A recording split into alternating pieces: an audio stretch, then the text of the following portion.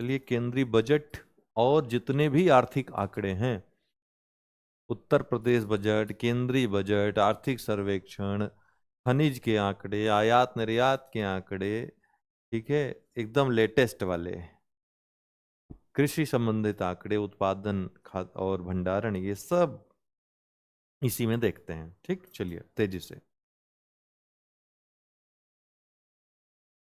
केंद्रीय बजट की बात करें। 2025-26 किसने प्रस्तुत किया? निर्मला सीतारमन ने, वित्त मंत्री ने। यह इनका लगातार 8वां बजट प्रस्तुतिकरण था। बजट का आकार और कब प्रस्तुत किया? 1 फरवरी 2025 को।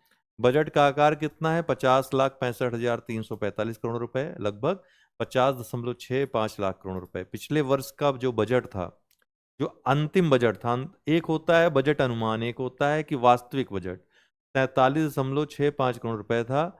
ठीक है, अनुपूरक बजट मिला करके कुल, तो उससे 3 करोड़ रुपए अधिक रहा, लगभग 6.3% अधिक। पूंजीगत व्यय इस बजट में 11,21,000 सॉरी हाँ 11,21,090 लाख करोड़ रुपए, जो कि पिछले वर्ष से जो 10,18,429 लाख करोड़ रुपए था, उससे 10.08% अधिक है। राजस्व व्यय कितना रहा? मतलब इस बजट में कितने राजस्व व्यय का अनुमान है? 39,44,255। पूंजीगत व्यय कितना? 11,21,090। दोनों को जोड़ देंगे तो 50,65,345 करोड़ रुपए आएगा। बजट 2025-26 में विकास के 4 इंजनों की बात की गई है। कौन कौन? एग्रीकल्चर, एमएसएमई, निवेश, इन्वेस्टमेंट और निर्यात, मतलब एक्सपोर्ट है। ठीक है, तो ये चारों याद रखिएगा। AMI और ई से याद रखिएगा। AMIE, ए से एग्रीकल्चर, एम से एमएसएमई, आई से इन्वेस्टमेंट और ई से एक्सपोर्ट। ये 4 विकास के इंजन बताए गए हैं बजट 2025-26 में। घाटे की बात करें जीडीपी के प्रतिशत के रूप में, तो राजकोषीय घाटा बजट 2025-26 में 15,68,936 करोड़ रुपए होने का अनुमान है। 2023-24 में ये जीडीपी का 5.6% था। 2024-25 में ये जीडीपी का 4.8% था। 2025-26 में 4.4% होने का अनुमान है। राजस्व घाटा अगर बात करें तो मूल्य में 5,23,846 करोड़ रुपए, जो 2023-24 में राजस्व घाटा 2.6% था। 2024-25 में राजस्व घाटा 1.9% था। 2025-26 में ये जो राजस्व घाटा है में कितना रखा गया अनुमान? 1.5% रहेगा जीडीपी का।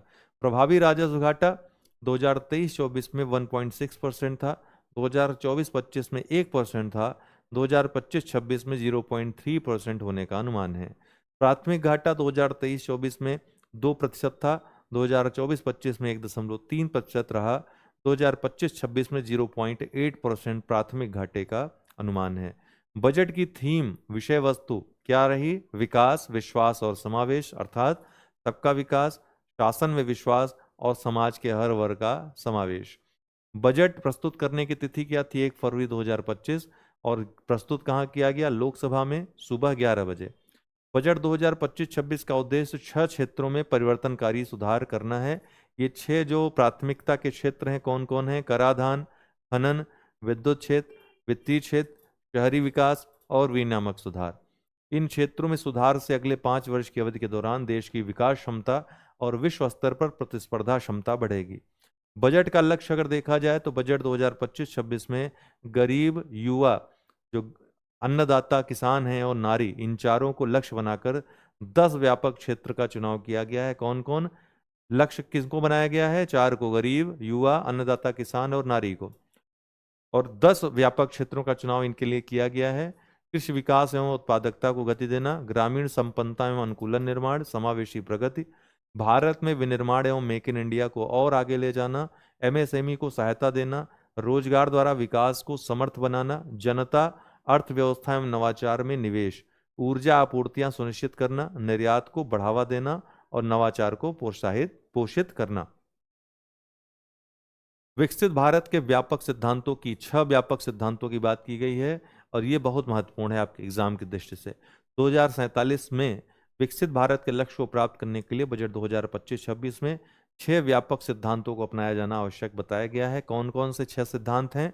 गरीबी से मुक्ति, 100% अच्छे स्तर की स्कूली शिक्षा, बेहतरीन सस्ती और सर्वसुलभ स्वास्थ्य सेवाओं तक पहुंच, 100% कुशल कामगार के साथ सार्थक रोजगार, आर्थिक गतिविधियों में 70% महिलाएं, देश को food basket of the world बनने वाले किसानों की प्रभावी भूमिका। तो देश को food basket of the world बनाने वाले किसानों की प्रभावी भूमिका, ये जो है 6 व्यापक सिद्धांत, अगर इस पे काम किया जाए 2047 तक विकसित भारत के लक्ष्य को प्राप्त किया जा सकता है, इसमें कहा गया है। जेंडर बजट की बात करें जो महिलाओं को ध्यान में रख करके होता है, तो 2025-26 में कुल बजट का 8.86% अर्थात 4.49 लाख करोड़ रुपए महिलाओं एवं लड़कियों के लिए आवंटित किए गए हैं, जो वित्त वर्ष 2024-25 के 3.27 लाख करोड़ रुपए की तुलना में 37.25% अधिक हैं। ठीक है। इंपॉर्टेंट फैक्ट्स, उधार के अलावा कुल प्राप्तियां एवं कुल व्यय क्रमशः कितना रहे? उधार के अलावा 34.96 लाख रुपए लाख करोड़ रुपए, ठीक है, और 50.65 लाख करोड़ रुपए क्रमशः। उधार के अलावा कुल प्राप्तियां कितनी? 34.96 लाख करोड़ रुपए, और कुल व्यय कितना? 50.65 लाख करोड़ रुपए। राजकोषीय घाटा जीडीपी का 4.4% रहने का अनुमान है, ऊपर आपने देखा ही। मखाना बोर्ड की स्थापना का प्रावधान बजट में किया गया है, कहां पर? बिहार में। 6 वर्षीय दलहनों में आत्मनिर्भरता मिशन शुरू किया जाएगा, इसकी घोषणा की गई है।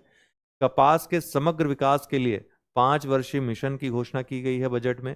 जल जीवन मिशन को 2028 तक बढ़ाने की योजना। असम के नाम रूप में 12.7 मीट्रिक टन वार्षिक उत्पादन क्षमता वाले यूरिया संयंत्र की स्थापना की जाएगी, कहां पर? असम के नाम रूप में। सरकारी स्कूलों में 50,000 अटल टिकरिंग लैब जो है स्थापित किया जाएगा, कितना? 50,000।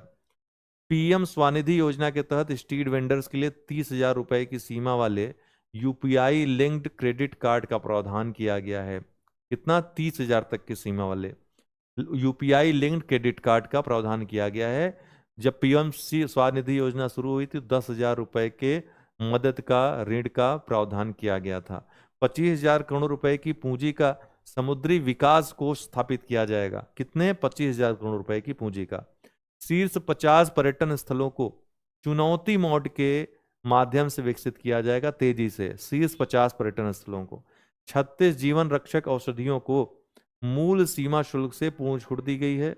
100 विकासशील कृषि जिलों में ग्रामीण समृद्धि और लचीलापन निर्माण कार्यक्रम शुरू किया जाएगा, 100 विकासशील कृषि जिलों में। ठीक है, किसकी तर्ज पर? तो ये जो स्मार्ट सिटी है उनकी तर्ज पर।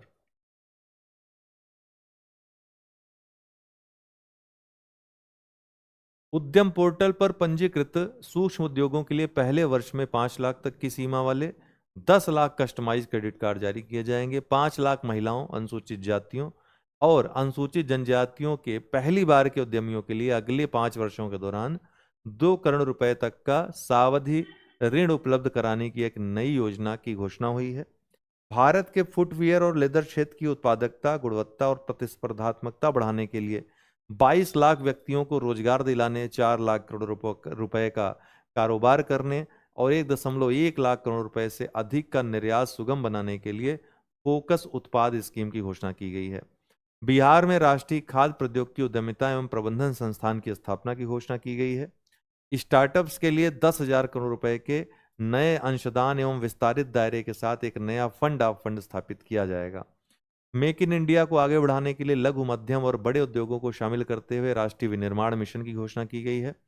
Make for India, make for the world विनिर्माण के लिए वैश्विक विशेषज्ञता और भागीदारी के साथ 5 राष्ट्रीय कौशल उत्कृष्टता केंद्र स्थापित किए जाएंगे, कितने? 5।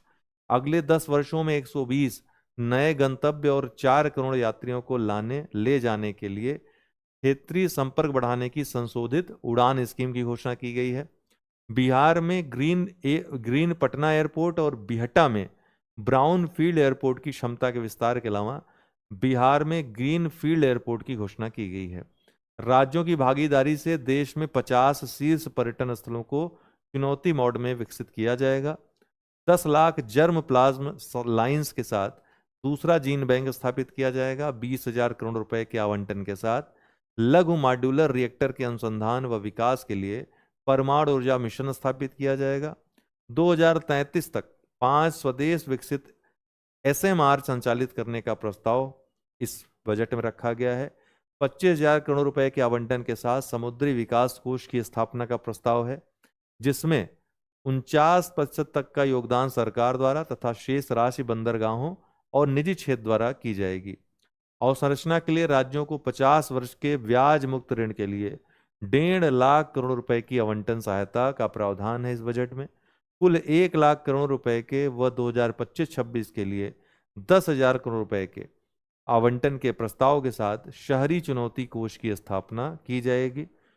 500 करोड़ रुपए के कुल परिवेश से शिक्षा के लिए कृत्रिम बुद्धिमत्ता संबंधी एक उत्कृष्टता केंद्र स्थापित किया जाएगा। अगले 3 वर्षों में सभी जिला अस्पतालों में डे केयर कैंसर केंद्र स्थापित किए जाएंगे। 2025-26 तक 200 केंद्र स्थापित करने का लक्ष्य है इस योजना के माध्यम से। अगले 5 वर्षों में देश के सरकारी स्कूलों में 50,000 अटल टिकरिंग लैब जो है स्थापित की जाएगी।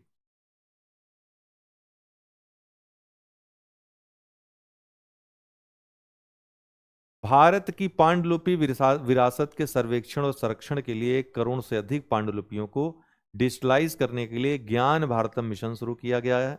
मतलब इसमें प्रावधान है बजट में।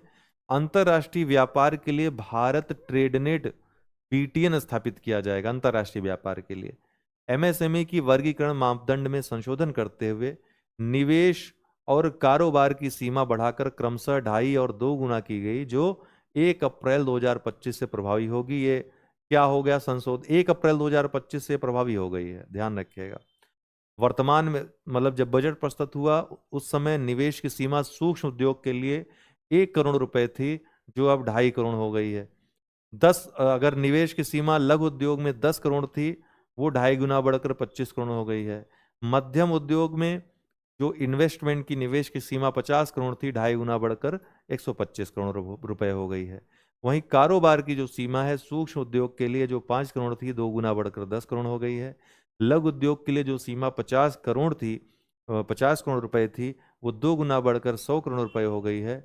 मध्यम उद्योग की जो कारोबार की सीमा 250 करोड़ रुपए थी, बढ़कर 2 गुना 500 करोड़ हो गई है। इस तरीके से निवेश में 2.5 गुना और कारोबार में 2 गुना की वृद्धि की गई है सीमा में। केंद्र सरकार द्वारा राज्यों को हस्तांतरित किए जाने वाले कुल संसाधनों में राज्य का हिस्सा अनुदान एवं केंद्र प्रायोजित योजनाओं के तहत धन शामिल होता है।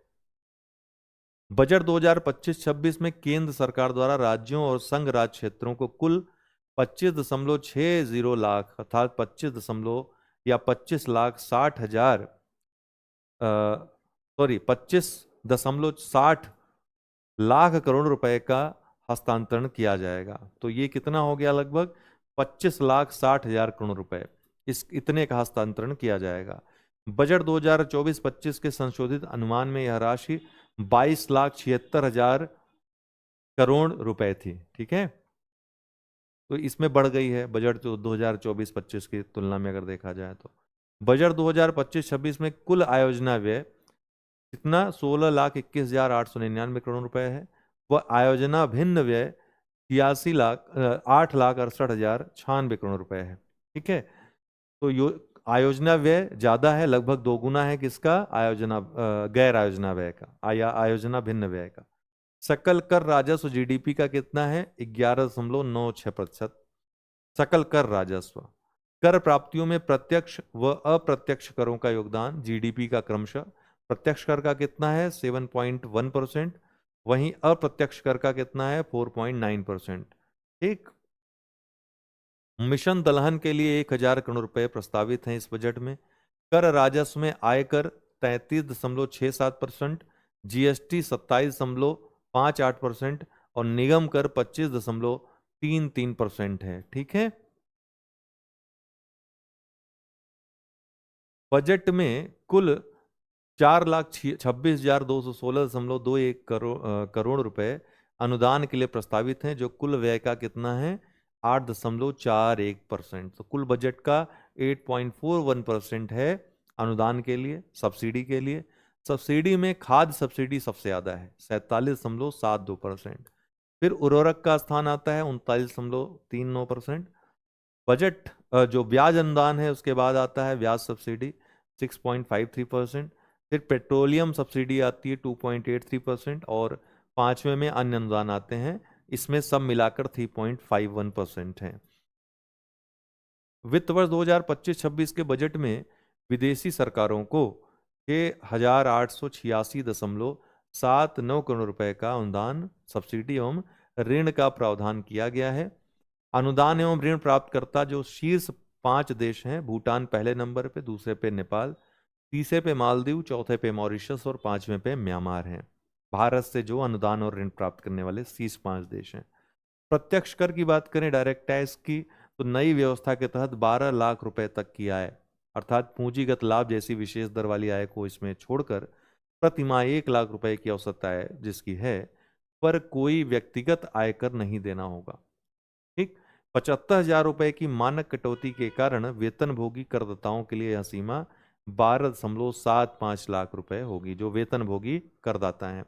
नए ढांचे से मध्यम वर्ग के करों में काफी कमी आएगी और उनके हाथों में अधिक धन बचेगा, जिससे घरेलू उपभोग, बचत और निवेश को बढ़ावा मिलेगा। नया आयकर विधेयक स्पष्ट और सीधा होगा ताकि करदाताओं और कर प्रशासन के लिए इसे समझना सरल हो, जिससे कर निश्चितता आएगी और मुकदमेबाजी कम होगी। प्रत्यक्ष करों से लगभग 1 लाख करोड़ रुपए का राजस्व जो है वो कम हो जाएगा, ऐसा भी इसमें कहा गया है इस छूट से। संशोधित कर दर संरचना जो है, नई कर व्यवस्था में 12 लाख तक तो छूट दी गई है, लेकिन 12 लाख से जैसे ही इनकम आगे जाएगी तो 0 से 4 लाख तक तो 0% टैक्स देना होगा, लेकिन 4 से 8 लाख रुपए तक 5%, 8 से 12 लाख रुपए तक 10%, 12 से 16 लाख रुपए तक 15%, 16 से 20 लाख रुपए तक 20%, 20 से 24 लाख रुपए तक 25%, और 24 लाख रुपए से अधिक पर 30% कर देना होगा आयकर।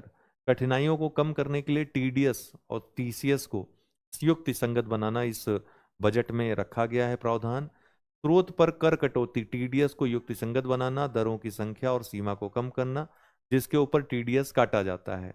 वरिष्ठ नागरिकों के लिए ब्याज पर कर कटौती की सीमा, ये बहुत महत्वपूर्ण है, 50,000 रुपए से दोगुनी होकर 1 लाख रुपए हो गई। ठीक है, अब 1 लाख रुपए पर जो है वो कर कटौती होगी। वरिष्ठ नागरिकों के लिए ब्याज पर कर कटौती की सीमा जो है, जो 50,000 रुपए थी उससे दोगुनी होकर 1 लाख रुपए हो गई। किराए पर टीडीएस की वार्षिक सीमा 2.40 लाख रुपए या 2,40,000 रुपए से बढ़ाकर 6 लाख रुपए तक कर दी गई है। ठीक है, आरबीआई की उदारीकृत विप्रेषण योजना एलआरएस के तहत विप्रेषण पर स्रोत पर कर टीसीएस एकत्र करने की सीमा 7 लाख रुपए से बढ़ाकर 10 लाख रुपए कर दी गई है। उच्च टीडीएस कटौती के प्रावधान केवल गैर पैन मामलों में लागू होंगे। विवरण दाखिल करने की नियत तिथि तक टीसीएस के भुगतान में देरी के मामलों को अपराध से मुक्त किया जाएगा। रेलवे की बात करें तो भारतीय रेलवे के लिए कुल 2.65 लाख करोड़ रुपए आवंटित किए गए हैं। अगले 2 तिहाई सालों में या 2-3 सालों में, आप लिखिए अगले 2-3 सालों में 200 नई वंदे भारत ट्रेनें, 100 अमृत भारत ट्रेनें, 50 नमो भारत रैपिड रेल और 17,500 सामान्य नॉन एसी कोच मिलने की संभावना है। इस बजट में ऐसा कहा गया है। 1.6 बिलियन टन कार्गो के आंकड़ों को छूकर दूसरा सबसे बड़ा माल ढुलाई वाला रेलवे बनने की ओर अग्रसर है। 2047 तक 250 किलोमीटर प्रति घंटा की गति का समर्थन करने वाले 7,000 kilometre high speed rail network को बनाना इसका लक्ष्य रखा गया है बजट में। 2025-26 के अंत तक 100% विद्युतीकरण करने का लक्ष्य रखा गया है। ठीक है, किस किस मद पर खर्च होंगे जो बजट के पैसे हैं, 50,65,345 करोड़ रुपए। तो ब्याज में जो खर्च होगा इसमें सबसे ज्यादा होगा 12,76,338 करोड़ रुपए। फिर परिवहन में देख लीजिए, इसको रटने की जरूरत नहीं है, एक बार देख लीजिएगा फौरी तौर पर। फिर परिवहन का आता है, फिर रक्षा का आता है, फिर प्रमुख सब्सिडीज आती हैं, फिर पेंशन आता है, फिर ग्रामीण विकास, फिर टैक्स एडमिनिस्ट्रेशन, फिर कृषि और संबंधित गतिविधियां आती हैं। ठीक है, और फिर आता है आपका शिक्षा आती है, 1,28,650 करोड़ रुपए। फिर स्वास्थ्य आता है 98,311 करोड़ रुपए। शहरी विकास 777 करोड़ रुपए। आईटी और टेलीकॉम 95,298 करोड़ रुपए। तो ये घटते हुए क्रम में है। ब्याज में सबसे ज्यादा खर्च, फिर परिवहन, फिर रक्षा, फिर प्रमुख सब्सिडीज, फिर पेंशन, फिर ग्रामीण विकास, फिर टैक्स एडमिनिस्ट्रेशन, फिर कृषि और संबंधित गतिविधियां, फिर शिक्षा, फिर स्वास्थ्य, फिर शहरी विकास, फिर आईटी और टेलीकॉम, फिर ऊर्जा, फिर वाणिज्य और उद्योग, फिर वित्त, फिर समाज कल्याण और फिर साइंटिफिक डिपार्टमेंट, फिर विदेश मंत्रालय, फिर पूर्वोत्तर का विकास और अंत में अन्य। ओके। पूर्वोत्तर विकास के लिए कितना है? 5,915 करोड़ रुपए का बजट। केंद्रीय बजट में आय और व्यय की बात करें तो 100 रुपए अगर माने आय तो, या 1 रुपए अगर आय मान लें तो उधार और अन्य देयता देयता जो है, यहाँ से सबसे ज्यादा आय होती है सरकार की 24 पैसे, फिर आयकर 22 पैसे, फिर जीएसटी और अन्य कर 18 पैसे, फिर निगम कर 17 पैसे, फिर कर भिन्न प्राप्तियां 9 पैसे, फिर केंद्रीय उत्पाद शुल्क से 5 पैसे, फिर सीमा शुल्क से 4 पैसे, और फिर ऋण भिन्न पूंजी प्राप्तियों से सबसे कम 1 पैसे। रुपया जाता है, मतलब सरकार का खर्च जो होता है 100 पैसे में 22 पैसे करों और शुल्कों में राज्यों के हिस्से में खर्च हो जाता है। दूसरा, फिर ब्याज अदायगी 20 पैसे, फिर केंद्रीय क्षेत्र की योजना 16 पैसे, रक्षा में 8 पैसे, वित्त आयोग और अन्य अंतरण में 8 पैसे, केंद्र प्रायोजित योजनाओं में 8 पैसे, आर्थिक सहायता में 6 पैसे, पेंशन में 4 पैसे और अन्य व्यय भी 8 पैसे। तो 8-8 पैसे किसमें है? रक्षा, वित्त आयोग और अन्य अंतरण, केंद्र प्रायोजित योजनाओं में, इसमें 8-8 पैसे हैं खर्च। ठीक है। कर प्राप्तियां, वित्त वर्ष 2026 में कर प्राप्तियां बढ़कर सकल जीडीपी का 12% होने का अनुमान है लगभग, जबकि वित्त वर्ष 2025 में संशोधित अनुमान घरेलू उत्पाद, सकल घरेलू उत्पाद का कितना था? 11.8% था। प्रत्यक्ष कर प्राप्तियों का हिस्सा कुल कर प्राप्तियों का लगभग 59% होने का अनुमान है, जो सकल घरेलू जीडीपी का 7.1% है, जबकि अप्रत्यक्ष कर शेष हिस्सा है जो सकल घरेलू उत्पाद का 4.9% है। इस पर हम शुरुआत में चर्चा कर ही चुके हैं। एक बार सारांश देख लेते हैं, फिर आर्थिक समीक्षा और अन्य चीजों पर जाएंगे। ठीक है। 1 लाख रुपए तक की औसत मासिक आय पर कोई आयकर नहीं होगा। मध्यम वर्गीय परिवार की बचत और उपभोग को बढ़ावा देने के लिए, ठीक है, ये किया गया है। नई कर व्यवस्था में वेतनभोगी वर्ग को प्रतिवर्ष 12.75 लाख रुपए तक की आय पर शून्य आयकर देना होगा। केंद्रीय बजट में विकास के 4 इंजनों को मान्यता दी गई है: कृषि, एमएसएमई, निवेश और निर्यात। 1.7 करोड़ किसानों को लाभान्वित करने के लिए प्रधानमंत्री धन धान्य कृषि योजना से 100 कम कृषि उत्पादकता वाले जिलों को कवर किया जाएगा। ठीक है, जो अभी हाल ही में शुरू भी की गई है। 15 अगस्त को इसकी घोषणा भी प्रधानमंत्री ने की लाल किले के प्राचीर से। दलहनों में आत्मनिर्भरता मिशन का शुभारंभ किया जाएगा, जिसमें तुअर या तूर, उड़द और मसूर पर विशेष ध्यान दिया जाएगा। संशोधित ब्याज अनुदान योजना के तहत केसीसी के माध्यम से 5 लाख रुपए तक का ऋण दिया जाएगा।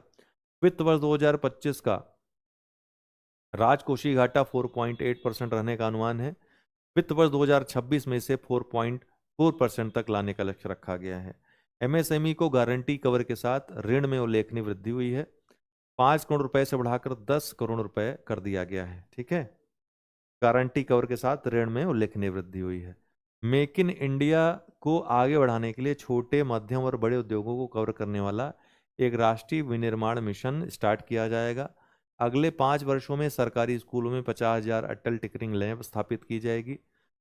बैंकों से बढ़े हुए ऋण के साथ प्रधानमंत्री स्वनिधि और 30,000 रुपए की सीमा के साथ यूपीआई लिंक्ड क्रेडिट कार्ड प्रदान किए जाएंगे।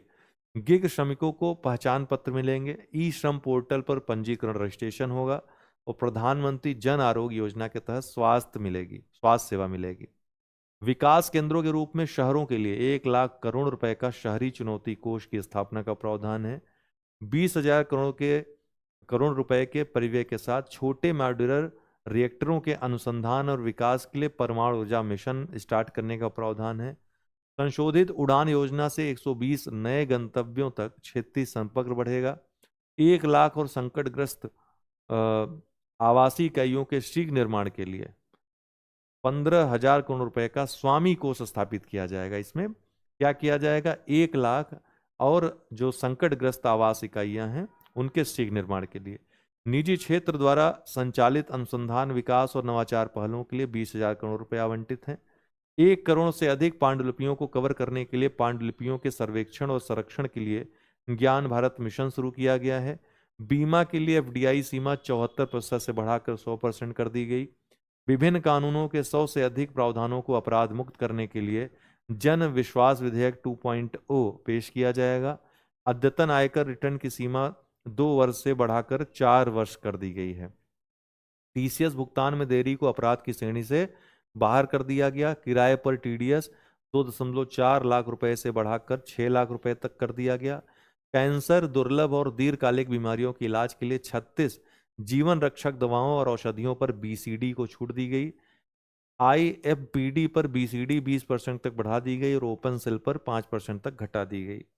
घरेलू विनिर्माण को बढ़ावा देने के लिए खुले सेल के भागों पर बीसीडी से छूट दी गई।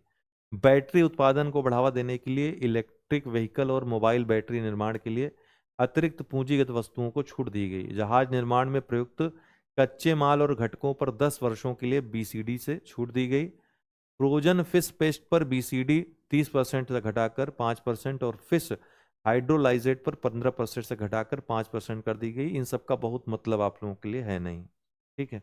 घाटे की बात करें, ये महत्वपूर्ण है, एक बार फिर से देख लीजिए 2024-25 का और 2025-26 में जो अनुमानित है। तो राजकोषीय घाटा 2024-25 में 4.8%, 2025-26 में कितना अनुमानित है 4.4%। राजस्व घाटा 1.9% 2024-25 के लिए संशोधित अनुमानों में। वहीं बजट अनुमान जो है 2025-26 का राजस्व घाटा कितना है 1.5%। प्राथमिक घाटा 1.3% था संशोधित अनुमान 2024-25 में। कितना रखा गया है बजट अनुमान में 0.8%, ठीक है। कर राजस्व, कुल कर राजस्व 11.9% था जीडीपी का संशोधित अनुमानों में। बजट अनुमान में कितना है 2025-26 में 12%। कर भिन्न राजस्व 1.6% था 2024-25 में। बजट अनुमान में कितना रखा गया है 1.6 ही रखा गया है। केंद्र सरकार का ऋण 57.1% संशोधित अनुमानों में है, जबकि बजट अनुमान में कितना है केंद्र सरकार का ऋण 56.1%, ठीक है, कम है थोड़ा सा। वर्तमान कीमतों पर प्रति व्यक्ति आय शीर्ष 3 राज्य कौन है वर्ष 2022-23 में बजट के अनुसार? तो सिक्किम पहले स्थान पे है प्रति व्यक्ति आय में। कितना है प्रति व्यक्ति आय यहाँ की 5,20,466 रुपए प्रति वर्ष। गोवा 4,92,648 रुपए। तेलंगाना तीसरे स्थान पे है 3,12,522 रुपए प्रति वर्ष प्रति व्यक्ति के साथ। इसके अलावा 3 अन्य राज्यों का भी, उत्तर प्रदेश का देख लीजिए, इसमें रैंक नहीं है, उत्तर प्रदेश का देख लीजिए अलग से। कितना है उत्तर प्रदेश का प्रति व्यक्ति आय 84,126 रुपए प्रति वर्ष। बिहार का कितना है 53,478 रुपए। दिल्ली का कितना है 4,30,120 रुपए प्रति व्यक्ति प्रति वर्ष। प्रमुख मदों पर व्यय जो बजट अनुमान में 2025-26 में, पेंशन पर कितना व्यय है 2,76,618 करोड़। रक्षा में कितना है 4,91,732 करोड़। कृषि और संबद्ध कार्यकलाप पे कितना है 1,71,437 करोड़, ठीक है। अन्य पर देख लीजिए, एक बार लिस्ट देख लीजिएगा, ऊपर हमने हालांकि चर्चा कर ली है, यहाँ पर दोबारा करने की आवश्यकता नहीं है, एक बार देख लीजिए। योजना का नाम, योजनाओं में देख लीजिए कितना है बजट मुख्य मुख्य योजनाओं में। तो प्रधानमंत्री गरीब कल्याण अन्न योजना में आप देख रहे हैं सबसे ज्यादा है 2,03,000 करोड़ रुपए, ठीक है। और महत्वपूर्ण योजनाएं जो हैं जैसे जल जीवन मिशन में कितना है 67,000 करोड़ रुपए है। प्रधानमंत्री आवास योजना शहरी के लिए 19,794 करोड़ रुपए है। ग्रामीण के लिए 54,832 करोड़ रुपए है। पीएम किसान के लिए कितना है 63,500 करोड़ रुपए है। आयुष्मान भारत के लिए 9,406 करोड़ रुपए है।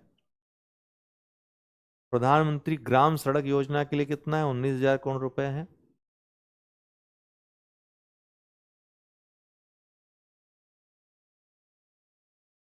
स्वच्छ भारत मिशन के लिए शहरी के लिए 5,000 करोड़ रुपए। स्वच्छ भारत मिशन ग्रामीण के लिए 7,192 करोड़ रुपए। मिशन दलहन के लिए 1,000 करोड़ रुपए। ठीक, खेलो इंडिया के लिए 1,000 करोड़ रुपए। ये सभी बहुत महत्वपूर्ण है, इनको याद रखिएगा, ठीक है। इन सब योजनाओं के लिए कितना कितना रखा गया है। मनरेगा के लिए बहुत महत्वपूर्ण है, 83,000 करोड़ रुपए, ठीक है। विगत वर्ष की भांति इस वर्ष में भी बजट अनुमान में सर्वाधिक व्यय रक्षा मंत्रालय को ही आवंटित किया गया है, ठीक है। तो रक्षा को सबसे ज्यादा, रक्षा मंत्रालय को, मंत्रालयों की अगर बात करें, विभागों की, तो कितना है रक्षा मंत्रालय के लिए? 6,81,210 करोड़, 210,27 करोड़ रुपए। फिर सड़क परिवहन एवं राजमार्ग मंत्रालय को 2,87,333.16 करोड़ रुपए। फिर रेलवे, यहाँ पर 2,65,000 लगभग है, 2.65, उसमें हमने बताया ना 2.65 लाख करोड़ रुपए, तो यहाँ 55 नहीं होगा, 265 होगा लगभग, ठीक है। गृह मामले, उसके बाद फिर उपभोक्ता मामले, खाद्य और सार्वजनिक वितरण, ये सभी आएंगे। आर्थिक समीक्षा, आर्थिक सर्वेक्षण की बात करें तो इसको बजट के एक दिन पहले 31 जनवरी 2025 को निर्मला सीतारमण ने प्रस्तुत किया संसद में। वित्त मंत्रालय के प्रमुख आर्थिक सलाहकार अनंत नागेश्वर के निर्देशन में वित्त मंत्रालय के आर्थिक कार्य विभाग के आर्थिक प्रभाग द्वारा तैयार की गई आर्थिक समीक्षा में अर्थव्यवस्था के विभिन्न क्षेत्रों और उनके समग्र निष्पादन के साथ साथ अर्थव्यवस्था के समक्ष विद्यमान चुनौतियां आदि का लेखा जोखा दर्शाया गया है। राष्ट्रीय आय के प्रथम अग्रिम अनुमान के अनुसार स्थिर कीमतों पर भारत की वास्तविक जीडीपी वृद्धि दर वित्त वर्ष 2024-25 में 6.4% रहने की उम्मीद है, ठीक है। तो ये बहुत महत्वपूर्ण है, यही पूछता भी है कि राष्ट्रीय आय के प्रथम अग्रिम अनुमान के अनुसार स्थिर कीमतों पर भारत की जो जीडीपी वृद्धि दर है वित्त वर्ष 2024-25 में कितना? 6.4%। 2025-26 में कितना रहने का अनुमान है? तो 6.3% से 6.8% की जीडीपी वृद्धि दर रहने का अनुमान है। वास्तविक सकल मूल्य वर्धन जीवीए की वृद्धि दर वित्त वर्ष 2024-25 में 6.4% रहने का अनुमान है। वैश्विक अर्थव्यवस्था की वृद्धि दर वर्ष 2023 में 3.3% रही वैश्विक की। आईएमएफ के अनुसार वर्ष 2024 एवं वर्ष 2025 में क्रमशः ये 3.2% और 3.3% की वृद्धि का अनुमान है। साथ ही अगले 5 वर्षों के लिए वैश्विक वृद्धि औसत जो है दर रहेगी 3.2% के पास पास रहने का अनुमान है। खुदरा मुद्रास्फीति वित्त वर्ष 2023-24 के 5.4% से घटकर अप्रैल से दिसंबर 2024 में कितनी हो गई? 4.9% हो गई, ठीक है। वर्तमान मूल्यों पर वर्ष 2024-25 में समग्र जीवीए में कृषि, उद्योग और सेवा क्षेत्रों की हिस्सेदारी क्रमशः कितनी रही? कृषि की 18.03%, उद्योग की 27% और सेवा क्षेत्र की 55%। वहीं स्थिर मूल्यों पर यह क्रमशः 14.4%, 30.8% और 55% अनुमानित है, ठीक। 2024-25 के लिए जीवीए में प्राथमिक क्षेत्र, द्वितीयक क्षेत्र और तृतीयक क्षेत्र की हिस्सेदारी कितनी रही? और यही एग्जाम में पूछेगा। प्राथमिक क्षेत्र की कृषि और संबद्ध क्षेत्र जिसमें आते हैं 19.8%, द्वितीयक क्षेत्र की 25.2% और तृतीयक क्षेत्र की 55%, ठीक। जीडीपी वृद्धि दर 2024-25 में 6.5% व जीवीय वृद्धि दर इस दौरान 6.4% रहा। स्थिर मूल्य पर प्राथमिक क्षेत्र, द्वितीयक क्षेत्र और तृतीयक क्षेत्र की वृद्धि दर कितनी रही? 4.4% क्रम प्राथमिक क्षेत्र की, द्वितीयक क्षेत्र की 5.8%, तृतीयक क्षेत्र की 7.3%, जो कि पिछले वर्ष क्रमशः 2.7%, 11.4% और 9% थी। तो कृषि क्षेत्र में बढ़ी है, बाकी दोनों में घटी है वृद्धि दर जो है। कृषि और संबद्ध क्षेत्र में 54.39% भाग फसल का और 30.86% भाग किसका रहा? पशुधन का रहा कृषि और संबद्ध क्षेत्र में। सकल वैश्विक अनाज उत्पादन में भारत का कितना योगदान है? 11% है।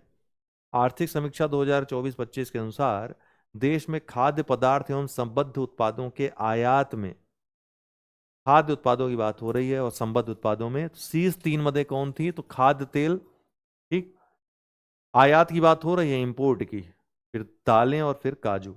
वहीं कृषि निर्यात की शीर्ष 3 मदें कौन थी? अनाज, सामुद्रिक उत्पाद और मसाले, ठीक। पहले पे अनाज, दूसरे पे सामग्रिक उत्पाद और तीसरा मसाला।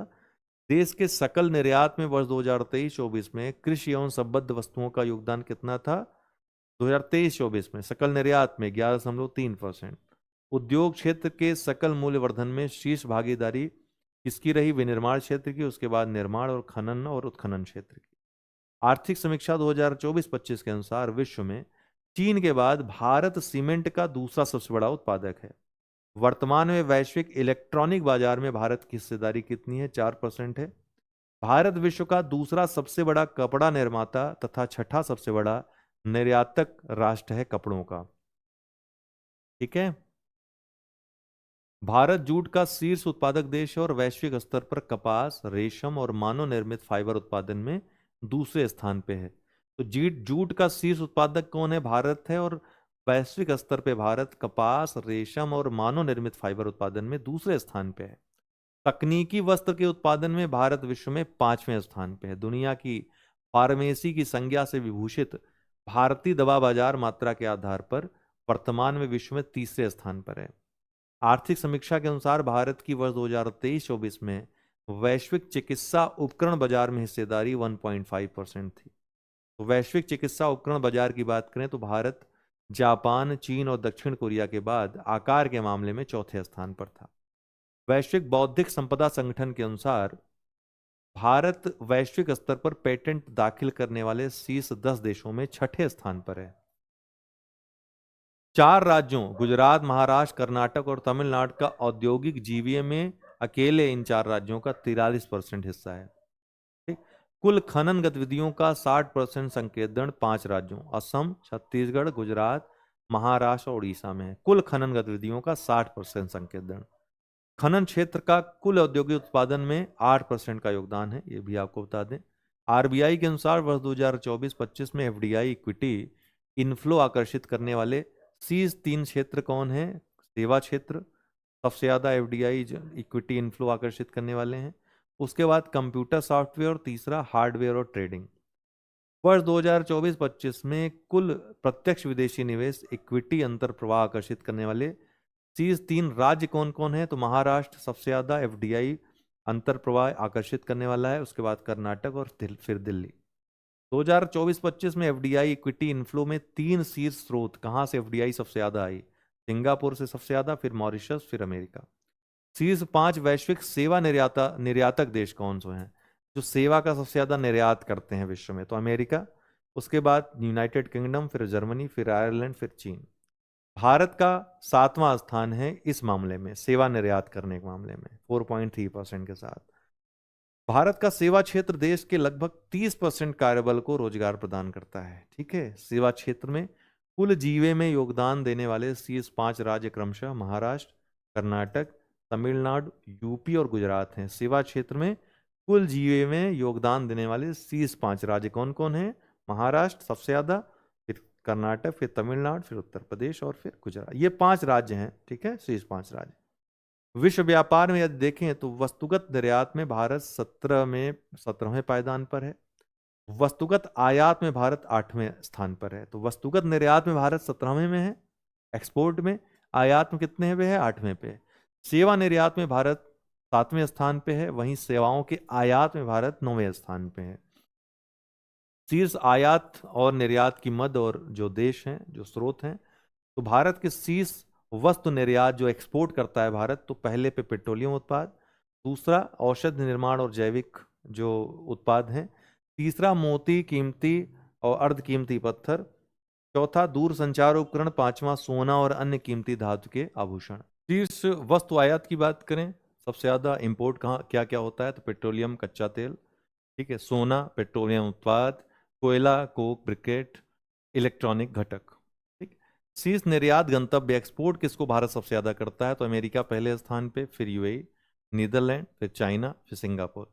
शीर्ष आयात स्रोत सबसे ज्यादा इंपोर्ट कहाँ से करता है भारत? तो चाइना से, फिर रसिया, यूएई, फिर अमेरिका, फिर सऊदी अरब। ठीक है। अब उत्तर प्रदेश के बजट में आते हैं। प्रस्तुत बजट का आकार 8,08,736.06 करोड़ रुपए है, जो वर्ष 2024-25 के बजट से 9.8% अधिक है।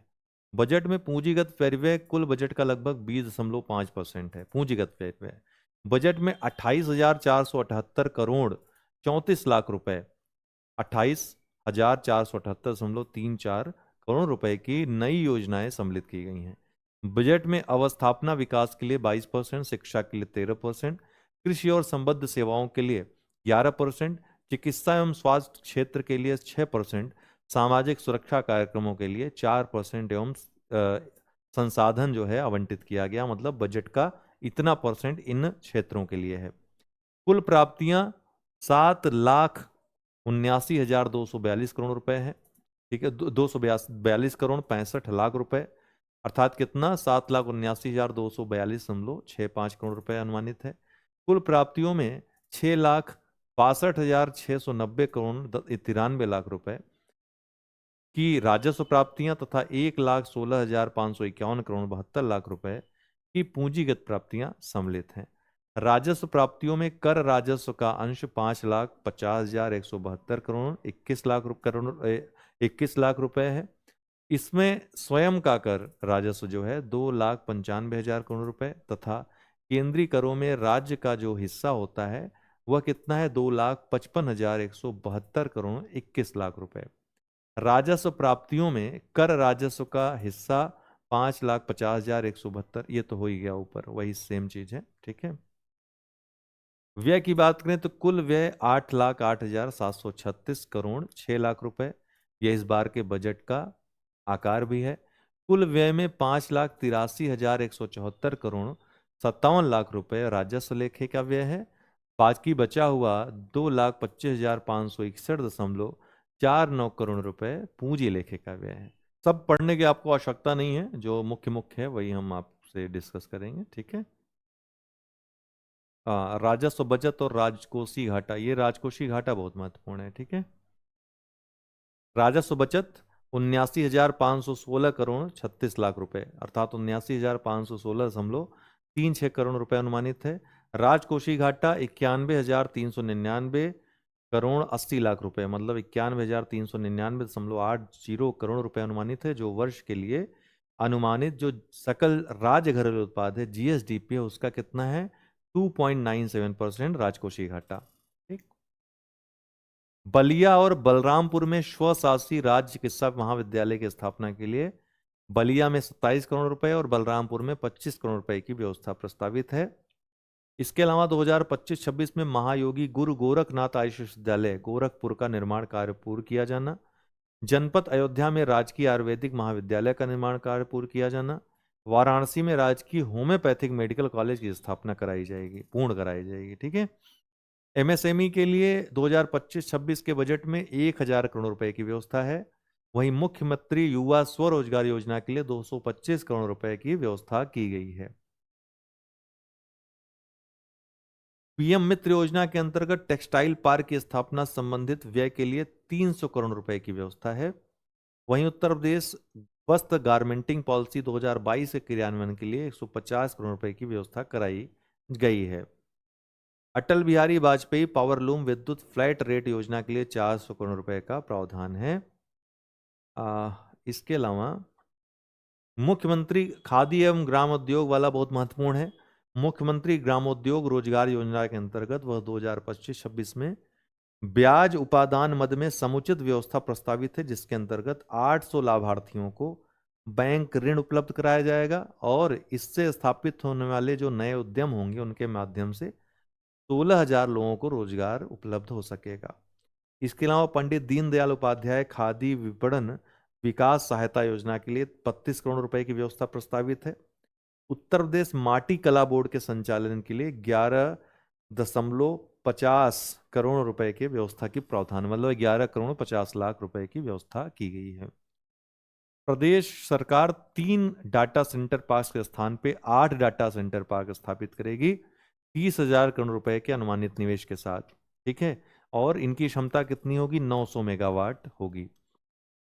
सड़क और सेतुओं के निर्माण के लिए भी तमाम व्यवस्थाएं, इसको इतना जरूरी नहीं, हाँ ये आपके मुख्य परीक्षा के लिए जरूर महत्वपूर्ण है। ठीक है, ये महत्वपूर्ण है। लास्ट वाली जो लाइन है क्या है कि एक तो ये है कि कृषि विपणन सुविधाओं के लिए ग्रामीण सेतुओं के निर्माण के लिए 1600 करोड़ रुपए की व्यवस्था की गई है। इसके अलावा शहरों के बाईपास एवं रिंग रोड तथा चौराहों पर फ्लाईओवर आदि के निर्माण के लिए 1200 करोड़ रुपए की व्यवस्था है। ठीक। औद्योगिक लॉजिस्टिक पार्क के लिए मार्ग के चौड़ीकरण सुदृढ़ीकरण निर्माण कार्य के लिए 800 करोड़ रुपए की बजट व्यवस्था है। मुख्यमंत्री ग्राम योजना के अंतर्गत ग्रामीण मार्गों के नवनिर्माण पुनर्निर्माण और लिंक निर्माण के लिए नई योजना प्रारंभ की जा रही है। इसके लिए 200 करोड़ रुपए के बजट की व्यवस्था का प्रस्तावित है। सड़क सुरक्षा के दृष्टिगत दुर्घटना बाहुल क्षेत्रों के सुधार रोड सेफ्टी कार्यों और सौंदर्यीकरण के लिए 250 करोड़ रुपए के बजट व्यवस्था का प्रावधान है। ठीक।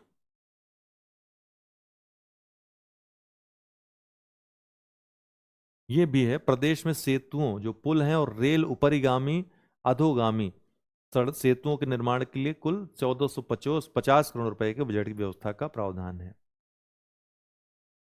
नहरों एवं सरकारी नलकूपों से किसानों को मुफ्त पानी की सुविधा के लिए 1300 करोड़ रुपए के बजट की व्यवस्था प्रस्तावित है। ठीक है।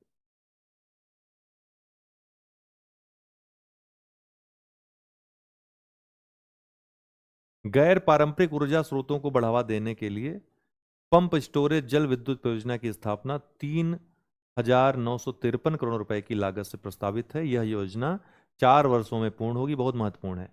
परियोजना के लिए 50 करोड़ रुपए की व्यवस्था का प्रावधान किया गया है। ठीक है। इस वर्ष कितने की 50 करोड़ रुपए की व्यवस्था का प्रावधान है। कोल इंडिया लिमिटेड के साथ उत्तर प्रदेश राज्य विद्युत उत्पादन निगम लिमिटेड द्वारा संयुक्त उपक्रम के रूप में जनपद जालौन में 500 मेगावाट की सौर ऊर्जा परियोजना का स्थापना प्रस्तावित है। परियोजना की लागत 2500 करोड़ रुपए अनुमानित है। परियोजना के लिए 150 करोड़ रुपए की व्यवस्था प्रस्तावित है। ठीक है। इस बजट में कुल 2500 करोड़ रुपए लगेंगे, लेकिन इस परियोजना के लिए 150 करोड़ रुपए की बजट की व्यवस्था इस बजट में प्रस्तावित है। ठीक। कुल बजट कितना लगेगा इसमें? 2500 करोड़ रुपए इसमें लगेंगे, खर्च होंगे। ठीक है। एनटीपीसी ग्रीन एनर्जी लिमिटेड तथा उत्तर प्रदेश राज्य विद्युत उत्पादन निगम लिमिटेड द्वारा संयुक्त उपक्रम के माध्यम से तहसील गरौठा जनपद झांसी में 200 मेगावाट सौर ऊर्जा संयंत्र की स्थापना प्रस्तावित है, जिसकी अनुमानित लागत 500 करोड़ रुपए होगी।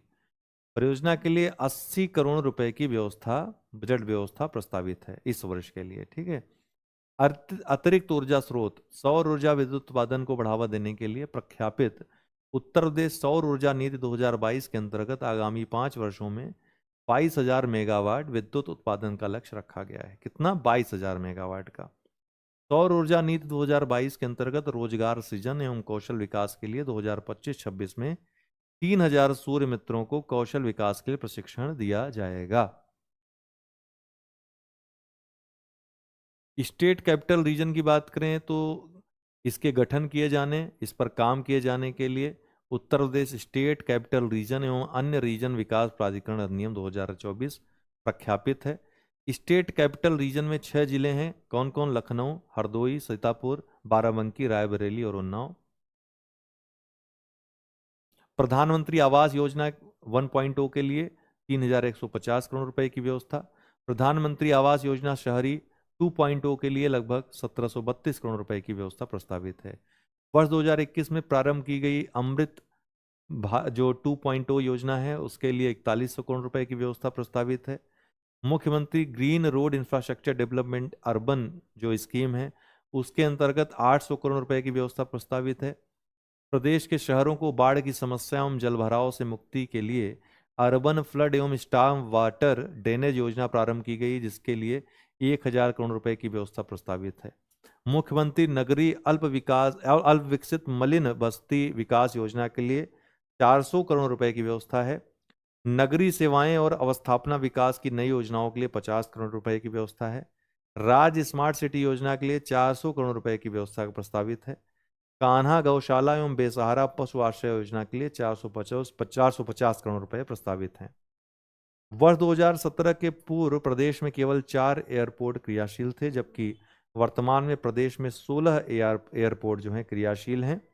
वाराणसी, अलीगढ़, श्रावस्ती एयरपोर्ट का विस्तार, गोरखपुर एयरपोर्ट पर नए टर्मिनल भवन का विकास, आगरा एयरपोर्ट पर नए सिविल एवं तत्संबंधी सुविधाओं का विकास और ललितपुर स्थित हवाई पट्टी को एयरपोर्ट के रूप में विकसित किए जाने का निर्णय इस बजट में लिया गया है। घरेलू उड़ानों के अतिरिक्त उत्तर प्रदेश सरकार अब अंतर्राष्ट्रीय गंतव्यों तक उड़ानें संचालित करने की दिशा में तेजी से काम कर रही है। जीरो पावर्टी उत्तर प्रदेश अभियान के लिए 250 करोड़ रुपए की व्यवस्था प्रस्तावित है। प्रदेश में विकास कार्यों एवं हेतु त्वरित आर्थिक विकास योजना के लिए लगभग 2400 करोड़ रुपए की व्यवस्था प्रस्तावित है। क्रिटिकल मैप्स योजना के लिए लगभग 152 करोड़ रुपए की व्यवस्था प्रस्तावित है। पूर्वांचल और बुंदेलखंड क्षेत्रों में स्थित जनपदों के अंतक्षेत्रीय विषमताओं एवं पिछड़ेपन को कम करने के उद्देश्य से क्रमशः पूर्वांचल में 575 करोड़ रुपए और बुंदेलखंड क्षेत्र में 425 करोड़ रुपए की व्यवस्था बजट में की गई है। महात्मा गांधी जो नरेगा मनरेगा है उसके लिए 2025-26 के लिए 34 करोड़ मानव दिवस का सृजन किए जाने का लक्ष्य अनुमानित है, जिसके सापेक्ष 5,372 करोड़ रुपए की व्यवस्था प्रस्तावित है। प्रधानमंत्री आवास योजना ग्रामीण के अंतर्गत 36 लाख से अधिक आवासों का निर्माण कराया जा चुका है। योजना के लिए लगभग 4,882 करोड़ रुपए की व्यवस्था प्रस्तावित है। मुख्यमंत्री आवास योजना ग्रामीण के लिए 1200 करोड़ रुपए की व्यवस्था प्रस्तावित है। प्रधानमंत्री ग्राम सड़क योजना के अंतर्गत निर्मित सड़कों के अनुरक्षण कार्य के लिए 1088 करोड़ रुपए की व्यवस्था प्रस्तावित है। दीनदयाल उपाध्याय ग्रामीण कौशल योजना के लिए 427 करोड़ रुपए का व्यय अनुमान, जो बजट अनुमान है, प्रस्तावित है। पंचायती राज की बात करें तो स्वच्छ भारत मिशन के लिए 2045 करोड़ रुपए की बजट व्यवस्था प्रस्तावित की गई है। ग्राम पंचायत स्तर पर डिजिटल लाइब्रेरी की स्थापना के लिए 454 करोड़ रुपए की व्यवस्था प्रस्तावित है। अंत्येष्टि स्थलों के विकास के लिए 244 करोड़, ग्रामीण स्टेडियम एवं ओपन जिम के निर्माण के लिए 125 करोड़ रुपए, मुख्यमंत्री पंचायत प्रोत्साहन पुरस्कार योजना के अंतर्गत 85 करोड़ रुपए।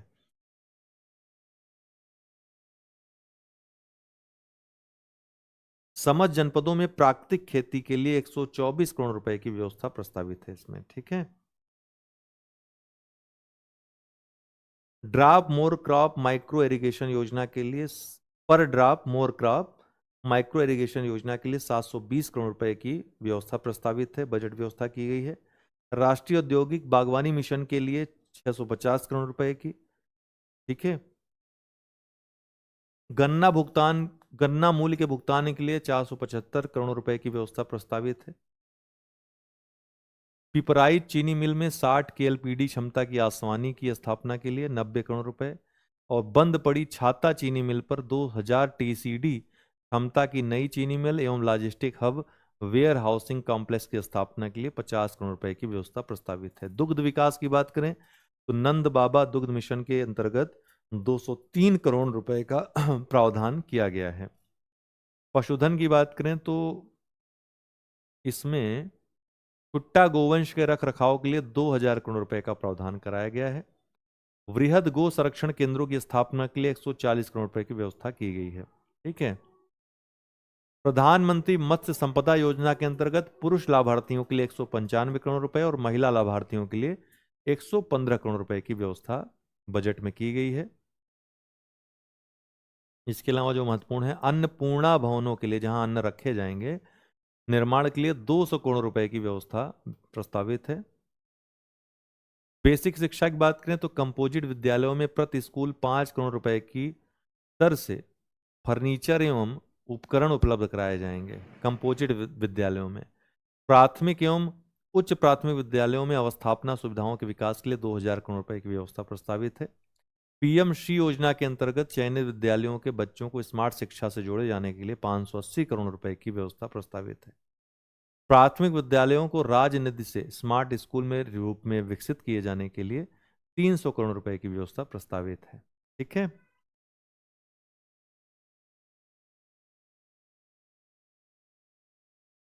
उत्तर प्रदेश सैनिक स्कूल लखनऊ के निर्माण कार्य के लिए 25 करोड़ रुपए की व्यवस्था की गई है।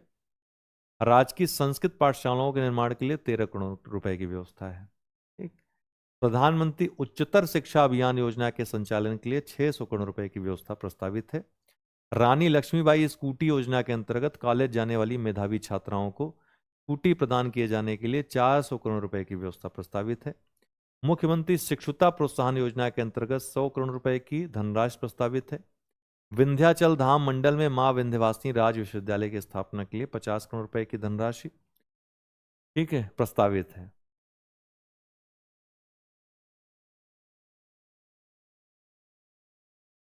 खेल एवं युवा कल्याण, मेरठ खेल विश्वविद्यालय के लिए जो मेजर ध्यानचंद के नाम पे बन रहा है, 223 करोड़ रुपए की व्यवस्था प्रस्तावित है।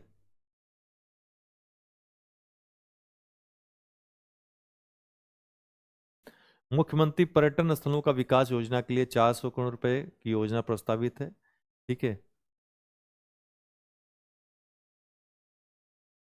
वन एवं पर्यावरण, ये महत्वपूर्ण है। वर्षा काल 2025 में वृक्षारोपण के लिए 35 करोड़ पौधारोपण का लक्ष्य रखा गया है। गोरखपुर में उत्तर प्रदेश वानिकी एवं औद्योगिक विश्वविद्यालय, औद्यानिक विश्वविद्यालय की स्थापना किए जाने की नई योजना प्रस्तावित की गई है, जिसके लिए लगभग 50 करोड़ रुपए की व्यवस्था प्रस्तावित है। तो वन फॉरेस्ट के लिए उत्तर भारत का पहला ये विश्वविद्यालय हो जाएगा, ठीक है। तेलंगाना में देश का पहला है। महिला एवं बाल विकास के लिए तो निराश्रित महिला पेंशन योजना के लिए 2,0980 करोड़ रुपए की व्यवस्था। मुख्यमंत्री कन्या सुमंगला योजना के लिए 700 करोड़ रुपए का प्रावधान है बजट में। वाराणसी, मेरठ, प्रयागराज, गोरखपुर, कानपुर नगर, झांसी और आगरा में मुख्यमंत्री श्रमजीवी महिला छात्रावासों के निर्माण की नई योजना प्रस्तावित की गई है, जिसमें 170 करोड़ रुपए की व्यवस्था प्रस्तावित है, ठीक है। कोविड के दौरान जिन बच्चों ने अपने माता पिता को खोया, उनकी देखभाल और वित्तीय सहायता के लिए संचालित उत्तर प्रदेश मुख्यमंत्री बाल सेवा योजना के लिए 252 करोड़ रुपए की व्यवस्था प्रस्तावित है, ठीक। मुख्यमंत्री सक्षम सुपोषण योजना के लिए 100 करोड़ रुपए की व्यवस्था प्रस्तावित है। इसके अलावा कृषकों को दुर्घटनावश मृत्यु या दिव्यांगता की स्थिति में आर्थिक सहायता की मुख्यमंत्री कृषक दुर्घटना कल्याण योजना के लिए 1050 करोड़ रुपए की व्यवस्था प्रस्तावित है, ठीक है। जो जो महत्वपूर्ण है वो देख ले रहे हैं, ठीक। राज्य बजट में रुपया जो आय होती है राज्य सरकार की, सबसे ज्यादा कहाँ से होती है? राज्य के कर राजस्व से। फिर केंद्रीय कर जो प्राप्त होते हैं, अंतरण होता है 32.4। फिर उसके बाद सार्वजनिक ऋण से, फिर केंद्रीय अनुदान सहायता से, फिर गैर कर राजस्व से। उसके बाद सार्वजनिक लेखा खरीद और ऋण और अग्रिम वसूली का स्थान आता है। खर्च कहाँ सबसे ज्यादा होता है राज्य सरकार का? तो पूंजीगत व्यय में 100 में से 20.4, अन्य व्यय 16.8, वेतन सरकारी कर्मचारियों को इसके बाद 12.4, फिर पेंशन 11.2, फिर वेतन सहायता प्राप्त संस्थान 9.8, फिर ब्याज भुगतान 7.9, कर्ज अदायगी 6.4। ये सभी जो व्यय की मदें हैं राज्य सरकार की, क्रमशः उनका है, देख लीजिए। विभिन्न योजनाओं और कार्यक्रमों में कितना बजट अनुमान में धनराशि आवंटित की गई है? तो वृद्धावस्था या किसान पेंशन योजना के लिए 8,105 करोड़ रुपए, मनरेगा के लिए 5,372 करोड़ रुपए, प्रधानमंत्री आवास योजना के लिए 4,882 करोड़ रुपए, समन्वित बाल विकास ICDS के लिए 4,119 करोड़ रुपए, अमृत 2 योजना के लिए 4100 करोड़ रुपए, प्रधानमंत्री आवास योजना के लिए 3,150 करोड़ रुपए, निराश्रित महिला पेंशन योजना के लिए 2,980 करोड़ रुपए, स्वच्छ भारत मिशन के लिए 2,045 करोड़ रुपए, मुख्यमंत्री युवा उद्यमी विकास अभियान के लिए 1,000 करोड़ रुपए। बजट में मुख्यमंत्री सामूहिक विवाह योजना के तहत जो 51,000 रुपए की धनराशि दी जाती थी, उसको बढ़ाकर 1 लाख रुपए, और विधवा पुनर्विवाह और उनकी पुत्री के विवाह के लिए सहायता राशि को भी 1 लाख रुपए कर दिया गया है। आउटसोर्सिंग पर रखे जाने वाले लाखों कर्मचारियों के वेतन में वृद्धि की घोषणा करते हुए बजट प्रस्ताव में कहा गया है कि उन्हें न्यूनतम 16,000 से 20,000 हर माह वेतन दिया जाएगा। राज्य सरकार इसके लिए आउटसोर्सिंग भर्ती निगम बनने जा रहा है, ठीक है, बनाने जा रही है। इसके अलावा उच्च शिक्षा की पढ़ाई की तरफ आकर्षित करने और ग्रामीण क्षेत्र की छात्राओं को प्रोत्साहित करने के लिए सरकार ने रानी लक्ष्मीबाई स्कूटी योजना की घोषणा की है, जिसके तहत कॉलेज जाने वाली मेधावी छात्राओं को निःशुल्क स्कूटी प्रदान की जाएगी। माता अहिल्याबाई होलकर के नाम पर श्रमजीवी महिलाओं के लिए छात्रावास का प्रस्ताव है। प्रत्येक कृषि मंडी में माता सबरी के नाम पे कैंटीन और विश्रामालय करने की घोषणा की गई है। संत कबीर के नाम पर 10 वस्त्रोद्योग पार्क और संत रविदास के नाम पर 2 चर्मोद्योग पार्क स्थापित करने का प्रस्ताव है। हर जिले में 100 एकड़ में PPP मॉडल पर सरदार पटेल जनपदीय आर्थिक क्षेत्र स्थापित करने का प्रस्ताव बजट में है। इसके अलावा बाबा भीमराव अंबेडकर के नाम पर लखनऊ में स्मारक और सांस्कृतिक केंद्र की स्थापना का प्रस्ताव रखा गया है। उत्तर प्रदेश का देश में शीर्ष स्थान किन किन क्षेत्रों में है बजट के अनुसार? देश में सर्वाधिक 6 शहरों में मेट्रो ट्रेन का संचालन यहाँ हो रहा है। कौशल विकास नीति लागू करने वाला पहला राज्य है उत्तर प्रदेश। स्वच्छ भारत मिशन के अंतर्गत देश में सर्वाधिक 2.75 करोड़ से अधिक शौचालयों का निर्माण उत्तर प्रदेश ने किया है। प्रधानमंत्री आवास योजना तथा मुख्यमंत्री आवास योजना के अंतर्गत 56 लाख से अधिक आवासों का निर्माण किया गया है। 9.57 करोड़ लोगों का जनधन योजना में बैंक खाता है, जो कि सर्वाधिक है देश में। 15 करोड़ नागरिकों को निःशुल्क राशन वितरण किया गया है, जो कि रिकॉर्ड है।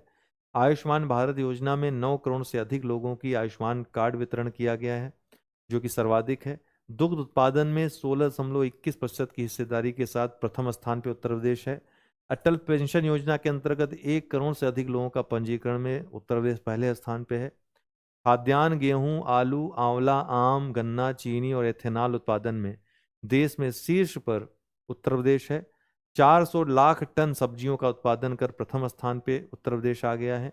प्रधानमंत्री उज्ज्वला योजना के तहत 1.86 करोड़ या 1 करोड़ 86 लाख परिवारों को गैस कनेक्शन उत्तर प्रदेश ने पहुंचाकर अग्रणी स्थान हासिल किया है। पशुपालन संबंधी आंकड़े देख लीजिए एक बार। दुग्ध उत्पादन वर्ष 2023-24 के दौरान देश में कुल दुग्ध उत्पादन 239.3 मिलियन टन रहा। FAO के आंकड़ों के अनुसार कुल दुग्ध उत्पादन में विश्व में भारत का स्थान पहला है। वर्ष 2022-23 की तुलना में वर्ष 2023-24 में दुग्ध उत्पादन में 3.78% की वृद्धि हुई है। भारत में प्रति व्यक्ति दुग्ध उपलब्धता जो है भारत में 471 ग्राम प्रतिदिन प्रति व्यक्ति है। दुग्ध उत्पादक जो शीर्ष राज्य हैं भारत के, उत्तर प्रदेश, फिर राजस्थान, फिर मध्य प्रदेश। अंडा उत्पादन की बात करें तो कुल अंडा उत्पादन देश में 2023-24 के दौरान 142.77 बिलियन रहा। FAO के आंकड़ों के अनुसार कुल अंडा उत्पादन में विश्व में भारत का दूसरा स्थान है। ठीक, पिछले वर्ष की तुलना में 3.18% की वृद्धि हुई है उत्पादन में। प्रति व्यक्ति अंडा की उपलब्धता कितनी है? 103 अंडा प्रति वर्ष प्रति व्यक्ति। अंडा उत्पादक शीर्ष राज्य कौन है 2023-24 में? तो आंध्र प्रदेश, उसके बाद तमिलनाडु, फिर तेलंगाना। मांस उत्पादन की बात करें तो इसमें 3 राज्य शीर्ष हैं, पश्चिम बंगाल, फिर उत्तर प्रदेश, फिर महाराष्ट्र। FAO के आंकड़ों के अनुसार कुल मांस उत्पादन में विश्व में भारत का चौथा स्थान है। पहले टॉप 3 कौन है? चीन, USA, ब्राजील। ऊन उत्पादन की बात करें तो 2023-24 के दौरान देश में कुल ऊन उत्पादन 33.69 मिलियन किग्रा रहा। ऊन उत्पादक जो शीर्ष राज्य हैं भारत के, राजस्थान, जम्मू कश्मीर और गुजरात। पशुधन संगणना की बात करें तो 20वीं पशुधन संगणना 2019 के आंकड़ों के अनुसार मवेशियों की संख्या में शीर्ष राज्य कौन कौन है? पश्चिम बंगाल, फिर उत्तर प्रदेश, फिर मध्य प्रदेश। भैंसों की संख्या 2019 के संदर्भ में शीर्ष राज्य कौन है? उत्तर प्रदेश, राजस्थान और गुजरात। कुल पशुधन की संख्या के संदर्भ में शीर्ष 5 राज्य कौन है? तो उत्तर प्रदेश, राजस्थान, मध्य प्रदेश, पश्चिम बंगाल और बिहार। इस उत्पादक शीर्ष राज्य 2023-24 के आंकड़ों के अनुसार जो नवीनतम आंकड़े भी हैं, चावल में तेलंगाना, उत्तर प्रदेश, पश्चिम बंगाल और पंजाब, ये शीर्ष 4 राज्य हैं चावल उत्पादक। गेहूं में उत्तर प्रदेश, फिर मध्य प्रदेश, फिर पंजाब, फिर हरियाणा। मक्का में सर्वाधिक कर्नाटक, फिर बिहार, फिर मध्य प्रदेश, फिर तमिलनाडु। ज्वार में सर्वाधिक महाराष्ट्र, फिर कर्नाटक, फिर राजस्थान। बाजरा में सर्वाधिक राजस्थान, फिर उत्तर प्रदेश, फिर गुजरात, फिर हरियाणा। रागी में कर्नाटक सर्वाधिक, फिर तमिलनाडु, फिर उत्तराखंड, फिर महाराष्ट्र। लघु खाद्यान्न में फिर मध्य प्रदेश, लघु खाद्यान्नों में मध्य प्रदेश, उत्तराखंड, उसके बाद फिर उत्तर प्रदेश, फिर उड़ीसा। चना में मध्य प्रदेश, फिर महाराष्ट्र, फिर राजस्थान, फिर गुजरात। तूर में सर्वाधिक कर्नाटक, फिर महाराष्ट्र, फिर उत्तर प्रदेश, फिर गुजरात। उड़द में सर्वाधिक मध्य प्रदेश, फिर उत्तर प्रदेश, फिर आंध्र प्रदेश, फिर तमिलनाडु। मूंग में सर्वाधिक मध्य प्रदेश, फिर राजस्थान, फिर बिहार, फिर गुजरात। अन्य दालों में उत्तर प्रदेश पहले स्थान पे, फिर राजस्थान, फिर उड़ीसा, फिर कर्नाटक। मूंगफली में गुजरात पहले स्थान पे, फिर राजस्थान, फिर मध्य प्रदेश, फिर तमिलनाडु। रेप सीड और सरसों में राजस्थान, पहले स्थान पे, फिर उत्तर प्रदेश, फिर मध्य प्रदेश, फिर हरियाणा। सोयाबीन उत्पादन में मध्य प्रदेश पहले स्थान पे, फिर महाराष्ट्र, फिर राजस्थान, फिर कर्नाटक। सूरजमुखी के उत्पादन में कर्नाटक पहले स्थान पे, फिर उसके बाद हरियाणा, फिर उड़ीसा, फिर तेलंगाना। गन्ना के उत्पादन में पहले स्थान पे उत्तर प्रदेश, फिर महाराष्ट्र, फिर कर्नाटक, फिर तमिलनाडु। कपास उत्पादन में गुजरात पहले स्थान पे, फिर महाराष्ट्र, फिर तेलंगाना, फिर राजस्थान। जूट उत्पादन में पश्चिम बंगाल पहले स्थान पे, फिर बिहार, फिर असम, फिर उड़ीसा। मेस्ता के उत्पादन में बिहार पहले स्थान पे, फिर पश्चिम बंगाल, फिर असम, फिर उड़ीसा। जूट और मेस्ता को मिला दिया जाए तो बिहार पहले स्थान पे, फिर पश्चिम बंगाल, फिर असम। ठीक है। कुल तिलहन उत्पादन में राजस्थान पहले स्थान पे, फिर मध्य प्रदेश, फिर गुजरात।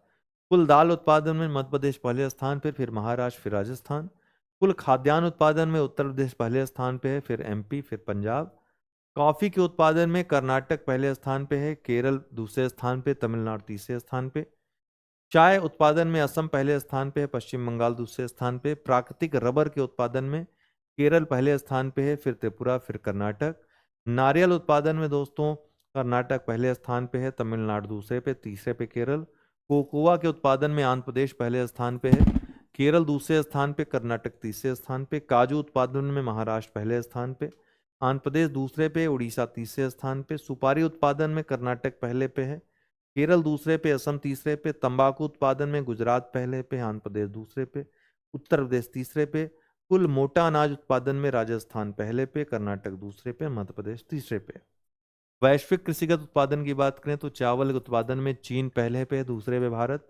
गेहूं उत्पादन में चीन पहले पे, दूसरे पे भारत। दाल उत्पादन में भारत पहले पे, बांग्लादेश दूसरे पे। सोयाबीन उत्पादन में ब्राजील पहले पे, यूएसए दूसरे पे। सूरजमुखी उत्पादन में रूस पहले पे है, यूक्रेन दूसरे पे है। गन्ना उत्पादन में ब्राजील पहले स्थान पे है, दूसरे पे भारत, तीसरे पे चीन, चौथे पे थाईलैंड, पांचवें पे पाकिस्तान। कपास उत्पादन में चीन पहले स्थान पे, भारत दूसरे पे, यूएसए तीसरे पे, ब्राजील चौथे पे, तुर्की पांचवें पे।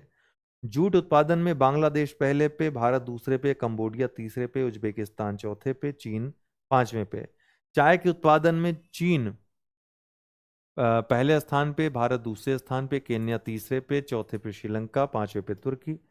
कॉफी जो हरी कॉफी है, ग्रीन कॉफी के उत्पादन में ब्राजील पहले स्थान पे, वियतनाम दूसरे पे। ये याद रख लीजिएगा, बहुत महत्वपूर्ण है। कॉफी के उत्पादन में ब्राजील, फिर वियतनाम, फिर इंडोनेशिया, फिर कोलंबिया, फिर इथियोपिया। ओके। तंबाकू उत्पादन में चीन पहले स्थान पे, फिर भारत है। प्राकृतिक रबर के उत्पादन में थाईलैंड, फिर इंडोनेशिया, फिर कोटे डी आइवरे, फिर वियतनाम, फिर चीन। मक्का उत्पादन में भारत पांचवें स्थान पे है, पहले पे अमेरिका, दूसरे पे चीन, तीसरे पे ब्राजील, चौथे पे अर्जेंटीना। जौ उत्पादन में रूस पहले स्थान पे है, ऑस्ट्रेलिया दूसरे पे है। ज्वार में नाइजीरिया पहले स्थान पे है, सूडान दूसरे पे है। मूंगफली में चीन पहले पे है, भारत दूसरे पे है। मस्टर्ड सीड में नेपाल पहले पे, रूस दूसरे पे। नारियल में इंडोनेशिया पहले पे, फिलीपींस दूसरे पे, भारत तीसरे पे, चौथे पे श्रीलंका, पांचवें पे ब्राजील। आम उत्पादन में भारत पहले पे है, इंडोनेशिया दूसरे पे है। केला उत्पादन में भारत पहले पे है, चीन दूसरे पे है। अंगूर उत्पादन में चीन पहले पे है, इटली दूसरे पे है। अमरूद उत्पादन में भारत पहले पे है, इंडोनेशिया दूसरे पे है। काजू उत्पादन में कोटे डी आवर पहले स्थान पे है, भारत दूसरे पे है। बादाम उत्पादन में यूएसए पहले पे है, स्पेन दूसरे पे है। पपीता उत्पादन में भारत पहले स्थान पे है, डोमिनिकन गणराज्य दूसरे पे है। सेब उत्पादन में चीन पहले पे है, भारत चौथे पे है। अनानास उत्पादन में इंडोनेशिया पहले स्थान पे है। अखरोट उत्पादन में चीन पहले स्थान पे है। संतरा उत्पादन में पहले स्थान पे ब्राजील है, दूसरे पे चीन, चौथे पे मैक्सिको, पांचवें चौथे पे भारत है। आलू उत्पादन में चीन पहले स्थान पे है, भारत दूसरे स्थान पे है। प्याज उत्पादन में भारत पहले स्थान पे है, चीन दूसरे स्थान पे है। मसाला उत्पादन में भारत पहले स्थान पे है, तुर्की दूसरे स्थान पे है। ये बांग्लादेश तीसरे पे है। कोकोआ बीन्स के उत्पादन में कोटे डी आओरे पहले स्थान पे है, घाना दूसरे स्थान पे है। उच्चतम फसल उत्पादकता कहाँ पे है? धान की भारत में अगर देखा जाए तो पंजाब में है, विश्व में देखा जाए तो चीन की सर्वाधिक है। गेहूं उत्पादन में भारत में अगर देखा जाए उच्चतम उत्पादकता तो पंजाब में है, विश्व में जर्मनी में है। मक्का की उत्पादकता भारत में आंध्र प्रदेश सर्वाधिक है, विश्व में अमेरिका में सर्वाधिक है। दाल की उत्पादकता उत्पादकता पूछ रहा है, प्रति किग्रा हेक्टेयर, मतलब प्रति हेक्टेयर किग्रा, एक हेक्टेयर में कितना अनाज होगा उस हिसाब से। गन्ना तमिलनाडु पहले स्थान पे है भारत में उत्पादकता में। वहीं विश्व में कोलंबिया है पहले स्थान पे। मूंगफली की उत्पादकता में तमिलनाडु पहले स्थान पे है भारत में। विश्व में अमेरिका पहले स्थान पे है। ठीक है।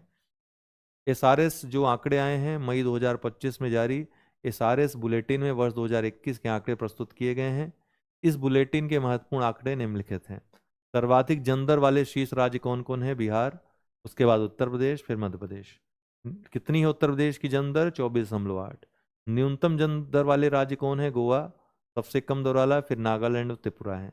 सर्वाधिक जन दर वाले 3 केंद्र शासित प्रदेश कौन है? दादरा नगर हवेली एवं दमन दीव, फिर जम्मू कश्मीर, फिर लक्षद्वीप। न्यूनतम जन दर वाले 3 केंद्र शासित प्रदेश कौन है? अंडमान निकोबार द्वीप समूह, चंडीगढ़ और पुदुचेरी। अखिल भारत स्तर पर जन दर कितनी है? 19.3 है। सर्वाधिक मृत्यु दर वाले शीर्ष राज्य कौन है? छत्तीसगढ़, फिर केरल और फिर पंजाब। न्यूनतम मृत्यु दर वाले राज्य कौन है? मणिपुर, सिक्किम और अरुणाचल प्रदेश। ठीक है, प्रत्येक 5.7। और फिर नागालैंड, ठीक है, 6। सर्वाधिक मृत्यु दर वाले 3 केंद्र शासित प्रदेश कौन है? पुदुचेरी, फिर लक्षद्वीप, फिर अंडमान निकोबार द्वीप समूह। न्यूनतम मृत्यु दर वाले केंद्र शासित प्रदेश कौन है? दिल्ली और चंडीगढ़, प्रत्येक का 5.4 है। लद्दाख और जम्मू कश्मीर दूसरे स्थान पे आते हैं, मतलब दूसरे और तीसरे स्थान पे आते हैं। अखिल भारत स्तर पर मृत्यु दर कितनी है दोस्तों? 7.5 है। सर्वाधिक प्राकृतिक समृद्धि दर वाले राज्य, मतलब जन दर माइनस मृत्यु दर वाले राज्य कौन है? तो बिहार सर्वाधिक, फिर उत्तर प्रदेश, फिर राजस्थान। न्यूनतम प्राकृतिक वृद्धि दर वाले राज्य कौन है? गोवा, सबसे कम है प्राकृतिक वृद्धि दर, फिर केरल, फिर तमिलनाडु। सर्वाधिक प्राकृतिक वृद्धि दर वाले केंद्र शासित प्रदेश कौन है? दादरा नगर हवेली और दमन दीव, जम्मू कश्मीर और लद्दाख एवं दिल्ली। लद्दाख और दिल्ली का सेम ही है। न्यूनतम प्राकृतिक वृद्धि दर वाले केंद्र शासित प्रदेश कौन कौन है? तो अंडमान निकोबार द्वीप समूह, पुदुचेरी और चंडीगढ़। अखिल भारत स्तर पर प्राकृतिक वृद्धि दर कितनी है, अर्थात जन दर और माइनस मृत्यु दर? तो 11.8 है। ठीक है।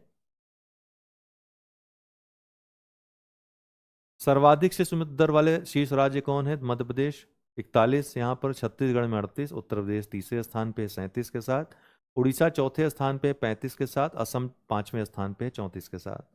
न्यूनतम शिशु मृत्यु दर वाले राज्य कौन है? मणिपुर, मिजोरम और सिक्किम, ये तीनों, प्रत्येक में 4 है मात्र। गोवा में 5, केरल में 6।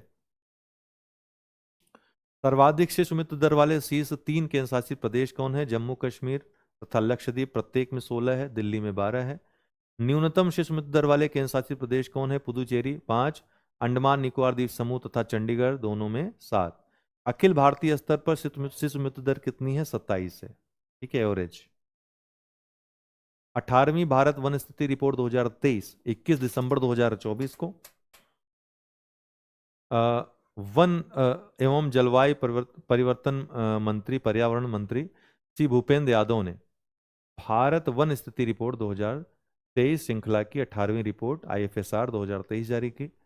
आईएफएसआर को भारतीय वन विज्ञानी एफ एसोसिएटर द्वारा वर्ष 1987 में द्विवार्षिक आधार पर प्रकाशित किया गया था। आईएफएसआर 2023 के मुख्य निष्कर्ष पहली बार 1987 में प्रकाशित हुआ था, ध्यान रखिएगा। वन एवं वृक्ष क्षेत्रफल, देश का कुल वन क्षेत्रफल 8,27,356.95 वर्ग किलोमीटर है, कुल वन और वृक्ष क्षेत्रफल। ठीक है, जो देश का भौगोलिक क्षेत्र का कितना होता है? 25.17%, जिसमें वन क्षेत्रफल कितना है? 21.76%, यानी कि 7,15,342.6 वर्ग किलोमीटर है। जबकि वृक्षावरण कितना है? 3.41% है, लगभग ये 1,12,014.34 वर्ग किलोमीटर होता है। ठीक है, तो वनावरण वृक्षावरण दोनों देख लीजिए। कुल वनावरण वृक्षावरण 25.17%। स्क्रब का एरिया कितना है? 1.33%। गैर वन क्षेत्र कितने हैं? 73.50%। तो सर्वाधिक मात्रा किसकी है? गैर वन क्षेत्रों की। देश का भौगोलिक क्षेत्र का ये कितना है? 73.50% सर्वाधिक है। वन एवं वृक्षावरण में वृद्धि देखी जाए तो देश के वन एवं वृक्षावरण में 1445.81 वर्ग किलोमीटर की वृद्धि हुई है, जिसमें वर्ष 2021 की तुलना में वनावरण में 156.41 वर्ग किलोमीटर की वृद्धि हुई है। अधिकतम वृद्धि जो हुई है वो छत्तीसगढ़ में हुई है वनावरण में। ठीक है, 684 वर्ग किलोमीटर। उसके बाद उत्तर प्रदेश, उसके बाद उड़ीसा और फिर राजस्थान। अधिकतम वृद्धि जो वनावरण में हुई है। वन और वृक्षावरण में अगर देखा जाए तो छत्तीसगढ़ में हुई है। अधिकतम वृद्धि वनावरण में कितनी हुई है दोस्तों? मिजोरम में सर्वाधिक वृद्धि हुई है वनावरण में, उसके बाद गुजरात में, फिर उड़ीसा में। सबसे ज्यादा कमी कहाँ हुई है? मध्य प्रदेश में। ठीक है, वनावरण में 612.41 वर्ग किलोमीटर, उसके बाद कर्नाटक, लद्दाख और नागालैंड में। ठीक। क्षेत्रफल के हिसाब से सबसे अधिक वन क्षेत्र वाले शीर्ष 3 राज्य कौन है? मध्य प्रदेश, उसके बाद अरुणाचल प्रदेश और फिर छत्तीसगढ़। वन क्षेत्र वाले। वन और वृक्ष में आएंगे तो अरुणाचल प्रदेश के बाद यही महाराष्ट्र आ जाएगा, बस यही अंतर होगा। कुल भौगोलिक भौगोलिक क्षेत्र के संबंध में वनावरण के प्रतिशतता के दृष्टि से लक्षद्वीप में सबसे अधिक वनावरण है, इसके बाद मिजोरम और अंडमान निकोबार द्वीप का स्थान है। उच्च वनावरण 19 राज्यों और संघ राज्य क्षेत्रों में 33% से अधिक भौगोलिक क्षेत्र वनावरण के अंतर्गत आ गया है।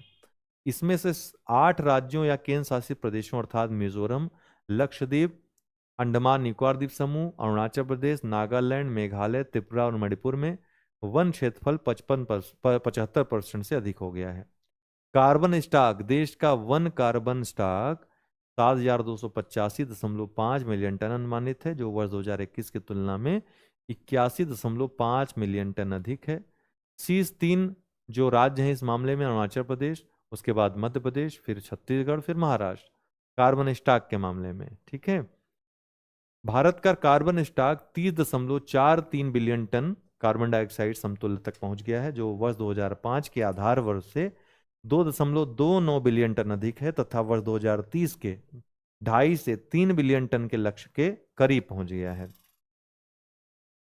क्षेत्रीय प्रदर्शन, पश्चिमी घाट परिस्थिति संवेदनशील क्षेत्र 60,285.61 वर्ग किलोमीटर में फैला हुआ है, जिसमें से 44,043.99 वर्ग किलोमीटर, जो 73% क्षेत्र है, वन क्षेत्र के अंतर्गत है। पूर्वोत्तर क्षेत्र में कुल वन एवं वृक्षावरण 1,74,384.70 वर्ग किलोमीटर है, जो इन राज्यों के भौगोलिक क्षेत्र का 67% है।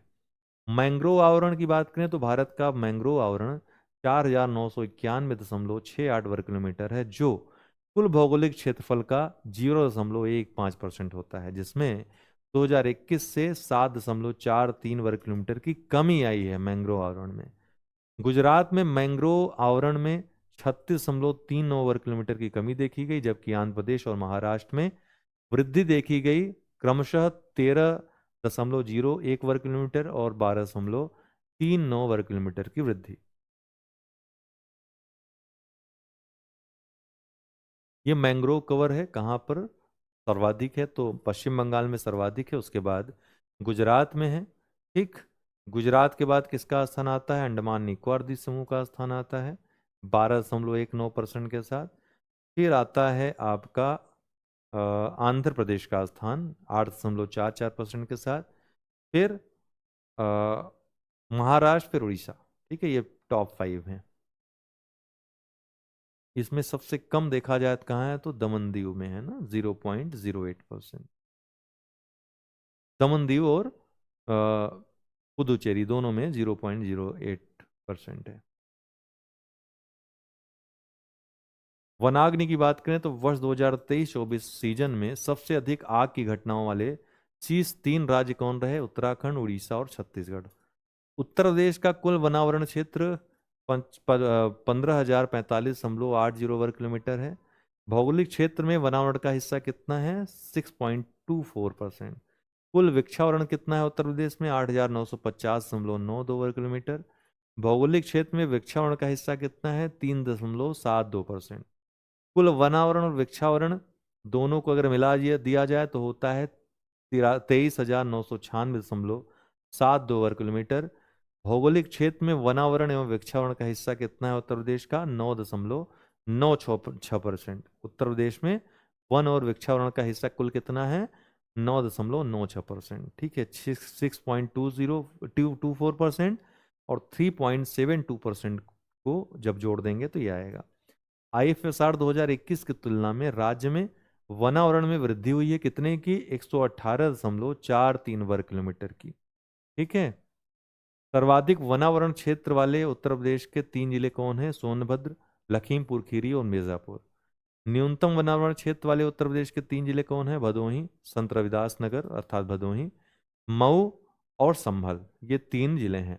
ठीक है, इसी भदोही को ही संत रविदास नगर कहते हैं, इसको ब्रैकेट में कर लीजिएगा। सर्वाधिक वनावरण प्रतिशत वाले उत्तर प्रदेश के 3 जिले कौन है? तो सोनभद्र, चंदौली और श्रावस्ती।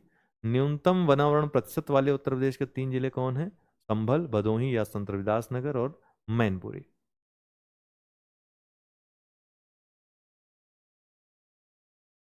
खनिज संबंधी आंकड़े देख लेते हैं। खनिज परिदृश्य देख लेते हैं। विश्व के स्तर में देखें तो लौह अयस्क का भंडारण सर्वाधिक है ऑस्ट्रेलिया में, उसके बाद ब्राजील, फिर रूस में। उत्पादन सर्वाधिक ऑस्ट्रेलिया में है, तो भंडारण और उत्पादन लौह अयस्क का दोनों ऑस्ट्रेलिया में सर्वाधिक है। भारत लौह अयस्क के उत्पादन में तीसरे स्थान पे है। ऑस्ट्रेलिया, ब्राजील, फिर भारत है, फिर चीन है। अभ्रक सीड के भंडारण में भारत में बृहद भंडार पाया जाता है, अमेरिका में छोटा भंडार पाया जाता है, इसके बाद अमेरिका ही है। उत्पादन में अभ्रक अभ्रक के चीन पहले स्थान पे है, मेडागास्कर दूसरे पे, अमेरिका तीसरे पे, चौथे पे मोरक्को है। ठीक है। कच्चा तेल के भंडारण में दोस्तों वेनेजुएला पहले स्थान पे है, सऊदी अरब दूसरे पे, तीसरे पे कनाडा, चौथे पे ईरान और पांचवें पे इराक है। लेकिन उत्पादन में अमेरिका और रूस पहले और दूसरे स्थान पे हैं, तीसरे पे सऊदी अरब, चौथे पे कनाडा, पांचवें पे ईरान है। प्राकृतिक गैस के भंडारण में रूस पहले स्थान पे है, ईरान दूसरे पे, तीसरे पे कतर, चौथे पे तुर्कमेनिस्तान और पांचवें पे अमेरिका। उत्पादन जो प्राकृतिक गैस का है वो पहले स्थान पे अमेरिका, दूसरे पे रसिया, तीसरे पे ईरान, चौथे पे चीन, पांचवें पे कनाडा। चांदी के भंडारण में पेरू पहले स्थान पे है, दूसरे पे ऑस्ट्रेलिया, तीसरे पे रूस, चौथे पे चीन। चांदी के उत्पादन में मैक्सिको पहले स्थान पे है, चीन दूसरे स्थान पे, तीसरे स्थान पे पेरू है। एल्युमिनियम के उत्पादन में दोस्तों चीन पहले स्थान पे है, रूस दूसरे पे है और भारत तीसरे स्थान पे है। बॉक्साइट के भंडारण में गिनी पहले स्थान पे है, दूसरे पे ऑस्ट्रेलिया, तीसरे पे वियतनाम। उत्पादन में बॉक्साइट के गिनी पहले स्थान पे, ऑस्ट्रेलिया दूसरे स्थान पे। तो पहला दूसरा स्थान बॉक्साइट में सेम है, लेकिन चीन उत्पादन में तीसरे पायदान पे है। कोयले के भंडारण में अमेरिका पहले स्थान पे है, रूस दूसरे पे और ऑस्ट्रेलिया तीसरे स्थान पे है। वहीं उत्पादन में देखा जाए तो चीन पहले स्थान पे है और भारत जो है कोयले के उत्पादन में दूसरे स्थान पे है, तीसरे पे इंडोनेशिया है। तांबे के भंडारण में चिली पहले स्थान पे है, पेरू और ऑस्ट्रेलिया समान है लगभग ये इनका भंडारण। तीसरे स्थान पे कांगो और रूस, ये दोनों समान हैं। उत्पादन में चिली पहले स्थान पे तांबे के, कांगो दूसरे पे और पेरू तीसरे स्थान पे है। हीरे के भंडारण में दोस्तों रूस पहले स्थान पे है, बोत्सवाना दूसरे स्थान पे, तीसरे स्थान पे कांगो या अंगोला, ये दोनों में भंडारण सेम है। उत्पादन में अगर देखा जाए तो रसिया पहले स्थान पे उत्पादन में भी है और बोत्सवाना दूसरे स्थान पे है, यही क्रम है। तीसरे स्थान पे हीरा के उत्पादन में कनाडा है। सोने के भंडारण में रिजर्व में ऑस्ट्रेलिया पहले स्थान पे, ऑस्ट्रेलिया और रूस दोनों दोनों भंडारण में पहले स्थान पे हैं। दक्षिण अफ्रीका दूसरे स्थान पे, तीसरे पे इंडोनेशिया। उत्पादन अगर स्वर्ण का देखा जाए तो चीन पहले स्थान पे है, रूस दूसरे स्थान पे और ऑस्ट्रेलिया तीसरे स्थान पे। ठीक। ग्रेफाइट के भंडारण में चीन पहले स्थान पे, ब्राजील दूसरे स्थान पे, मेडागास्कर तीसरे स्थान पे। उत्पादन में चीन पहले स्थान पे और ग्रेफाइट के उत्पादन में भारत दूसरे स्थान पे है, मोजाम्बिक तीसरे स्थान पे। मैग्नीज के भंडारण में दक्षिण अफ्रीका पहले स्थान पे, ऑस्ट्रेलिया दूसरे स्थान पे, चीन तीसरे स्थान पे। वहीं मैग्नीज के उत्पादन में दक्षिण अफ्रीका ही पहले स्थान पे है, गैबन जो है दूसरे स्थान पे, ऑस्ट्रेलिया तीसरे स्थान पे। लेड ईसा के भंडारण में ऑस्ट्रेलिया पहले, चीन दूसरे और रूस तीसरे पे है। उत्पादन में चीन पहले स्थान पे है लेड के, ऑस्ट्रेलिया दूसरे पे और अमेरिका तीसरे पे है। वहीं जिंक के भंडारण में ऑस्ट्रेलिया पहले स्थान पे है, चीन दूसरे स्थान पे और रूस तीसरे स्थान पे। जिंक और लेड ये सीसा और जस्ता एक ही स्थान पर मिलते हैं, तो भंडारण तो सेम है इनका, लेकिन उत्पादन जो है जिंक का चीन में सबसे ज्यादा है, पेरू दूसरा स्थान रखता है, ऑस्ट्रेलिया तीसरा स्थान रखता है उत्पादन में। ठीक है। जिप्सम के उत्पादन में अमेरिका पहले स्थान पे है, ईरान दूसरे स्थान पे और स्पेन जो है तीसरे स्थान पे है जिप्सम के। सीमेंट इसके उत्पादन में चीन पहले स्थान पे है, भारत सीमेंट उत्पादन में दूसरे स्थान पे है, वियतनाम तीसरे स्थान पे। भारत में अगर देखें तो बॉक्साइट के भंडारण में उड़ीसा पहले स्थान पे है, दूसरे पे छत्तीसगढ़ है, तीसरे पे आंध्र प्रदेश। वहीं बॉक्साइट के उत्पादन में भी उड़ीसा पहले स्थान पे है, झारखंड दूसरे स्थान पे और तीसरे स्थान पे गुजरात है। कोयले की बात करें तो भंडारण में कोयले के उड़ीसा पहले स्थान पे है, झारखंड तीसरे स्थान पे, छत्तीसगढ़ तीसरे स्थान पे है, झारखंड दूसरे स्थान पे है। ठीक। उत्पादन में कोयले की थोड़ी सी स्थिति चेंज हुई है, क्योंकि उड़ीसा और छत्तीसगढ़ तो पहले दूसरे स्थान पे है, लेकिन तीसरे स्थान पे मध्य प्रदेश है कोयले के उत्पादन में, और झारखंड चौथे स्थान पे। ठीक है। तांबा के भंडारण में राजस्थान पहले स्थान पे, मध्य प्रदेश दूसरे पे, तीसरे पे झारखंड। तांबे के उत्पादन में मध्य प्रदेश पहले स्थान पे है, राजस्थान दूसरे स्थान पे, झारखंड तीसरे स्थान पे है। हीरे के भंडारण में मध्य प्रदेश पहले स्थान पे, दूसरे पे आंध्र प्रदेश, तीसरे पे छत्तीसगढ़। उत्पादन मध्य प्रदेश में ही हुआ है इस दौरान। चांदी के भंडारण में राजस्थान पहले स्थान पे है, कर्नाटक दूसरे पे, झारखंड तीसरे स्थान पे। उत्पादन में चांदी के राजस्थान पहले स्थान पे, कर्नाटक दूसरे स्थान पे। स्वर्ण के भंडारण में बिहार पहले स्थान पे हो गया है, बहुत बड़ा रिजर्व खोजा गया है। राजस्थान दूसरे स्थान पे, तीसरे स्थान पे कर्नाटक है। सोने के उत्पादन में कर्नाटक पहले स्थान पे, आंध्र प्रदेश दूसरे स्थान पे, तीसरे स्थान पे झारखंड है। ग्रेफाइट भंडारण में अरुणाचल प्रदेश पहले स्थान पे है, जम्मू कश्मीर दूसरे स्थान पे और झारखंड तीसरे स्थान पे। वहीं ग्रेफाइट के उत्पादन में तमिलनाडु शीर्ष पर है, फिर उड़ीसा और झारखंड है। लौह अयस्क के भंडारण में देश में उड़ीसा पहले स्थान पे है, फिर छत्तीसगढ़ और कर्नाटक है। वहीं लौह अयस्क का उत्पादन भी उड़ीसा में ही सर्वाधिक होता है, फिर छत्तीसगढ़ और फिर झारखंड में।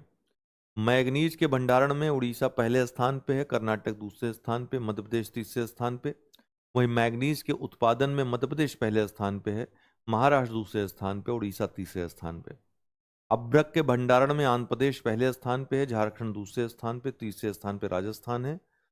उत्पादन में अभ्रक के राजस्थान पहले स्थान पे है और आंध्र प्रदेश दूसरे स्थान पे। कच्चा तेल के भंडारण में अपतटीय क्षेत्र जो हैं, जो पश्चिमी अपतटीय क्षेत्र खासकर बॉम्बे हाई आदि जो क्षेत्र हैं, यहाँ पर सर्वाधिक भंडारण है कच्चे तेल का, या प्राकृतिक गैस का भी सर्वाधिक भंडारण यही है, और उत्पादन भी सर्वाधिक यही होता है। ठीक है। उत्पादन भी दोनों में, प्राकृतिक गैस में भी और कच्चा तेल दोनों में ही ये स्थिति है भंडारण और उत्पादन की। लेकिन राज्यों में देखा जाए अगर अपतटीय क्षेत्रों को छोड़ करके, तो कच्चा तेल का भंडारण असम में, फिर गुजरात, फिर राजस्थान। कच्चा तेल का उत्पादन राजस्थान में, फिर गुजरात, फिर असम। राज्यों में अगर देखा जाए, नहीं तो अपतटीय क्षेत्र पहले स्थान पे रहेंगे। प्राकृतिक गैस के भंडारण में अपतटीय क्षेत्र पहले स्थान पे, फिर असम, फिर आंध्र प्रदेश, फिर राजस्थान। प्राकृतिक गैस के उत्पादन में अपतटीय क्षेत्र पहले स्थान पे ही रहेगा, फिर असम, फिर राजस्थान, फिर त्रिपुरा। ठीक है। यहाँ अपतटीय क्षेत्र जो है यहाँ पर रहेगा। ओके। फिर असम, फिर राजस्थान, फिर त्रिपुरा। जिप्सम के भंडारण व उत्पादन दोनों में राजस्थान का एकाधिकार है एक प्रकार से। सीमेंट उत्पादन में मध्य प्रदेश पहले स्थान पे, राजस्थान दूसरे स्थान पे, तीसरे स्थान पे आंध्र प्रदेश। टिन के उत्पादन और भंडारण दोनों में छत्तीसगढ़ का एकाधिकार है। तो ये पूरा आपका आर्थिकी हो गया, इसको आप लोग कई बार देख लीजिएगा।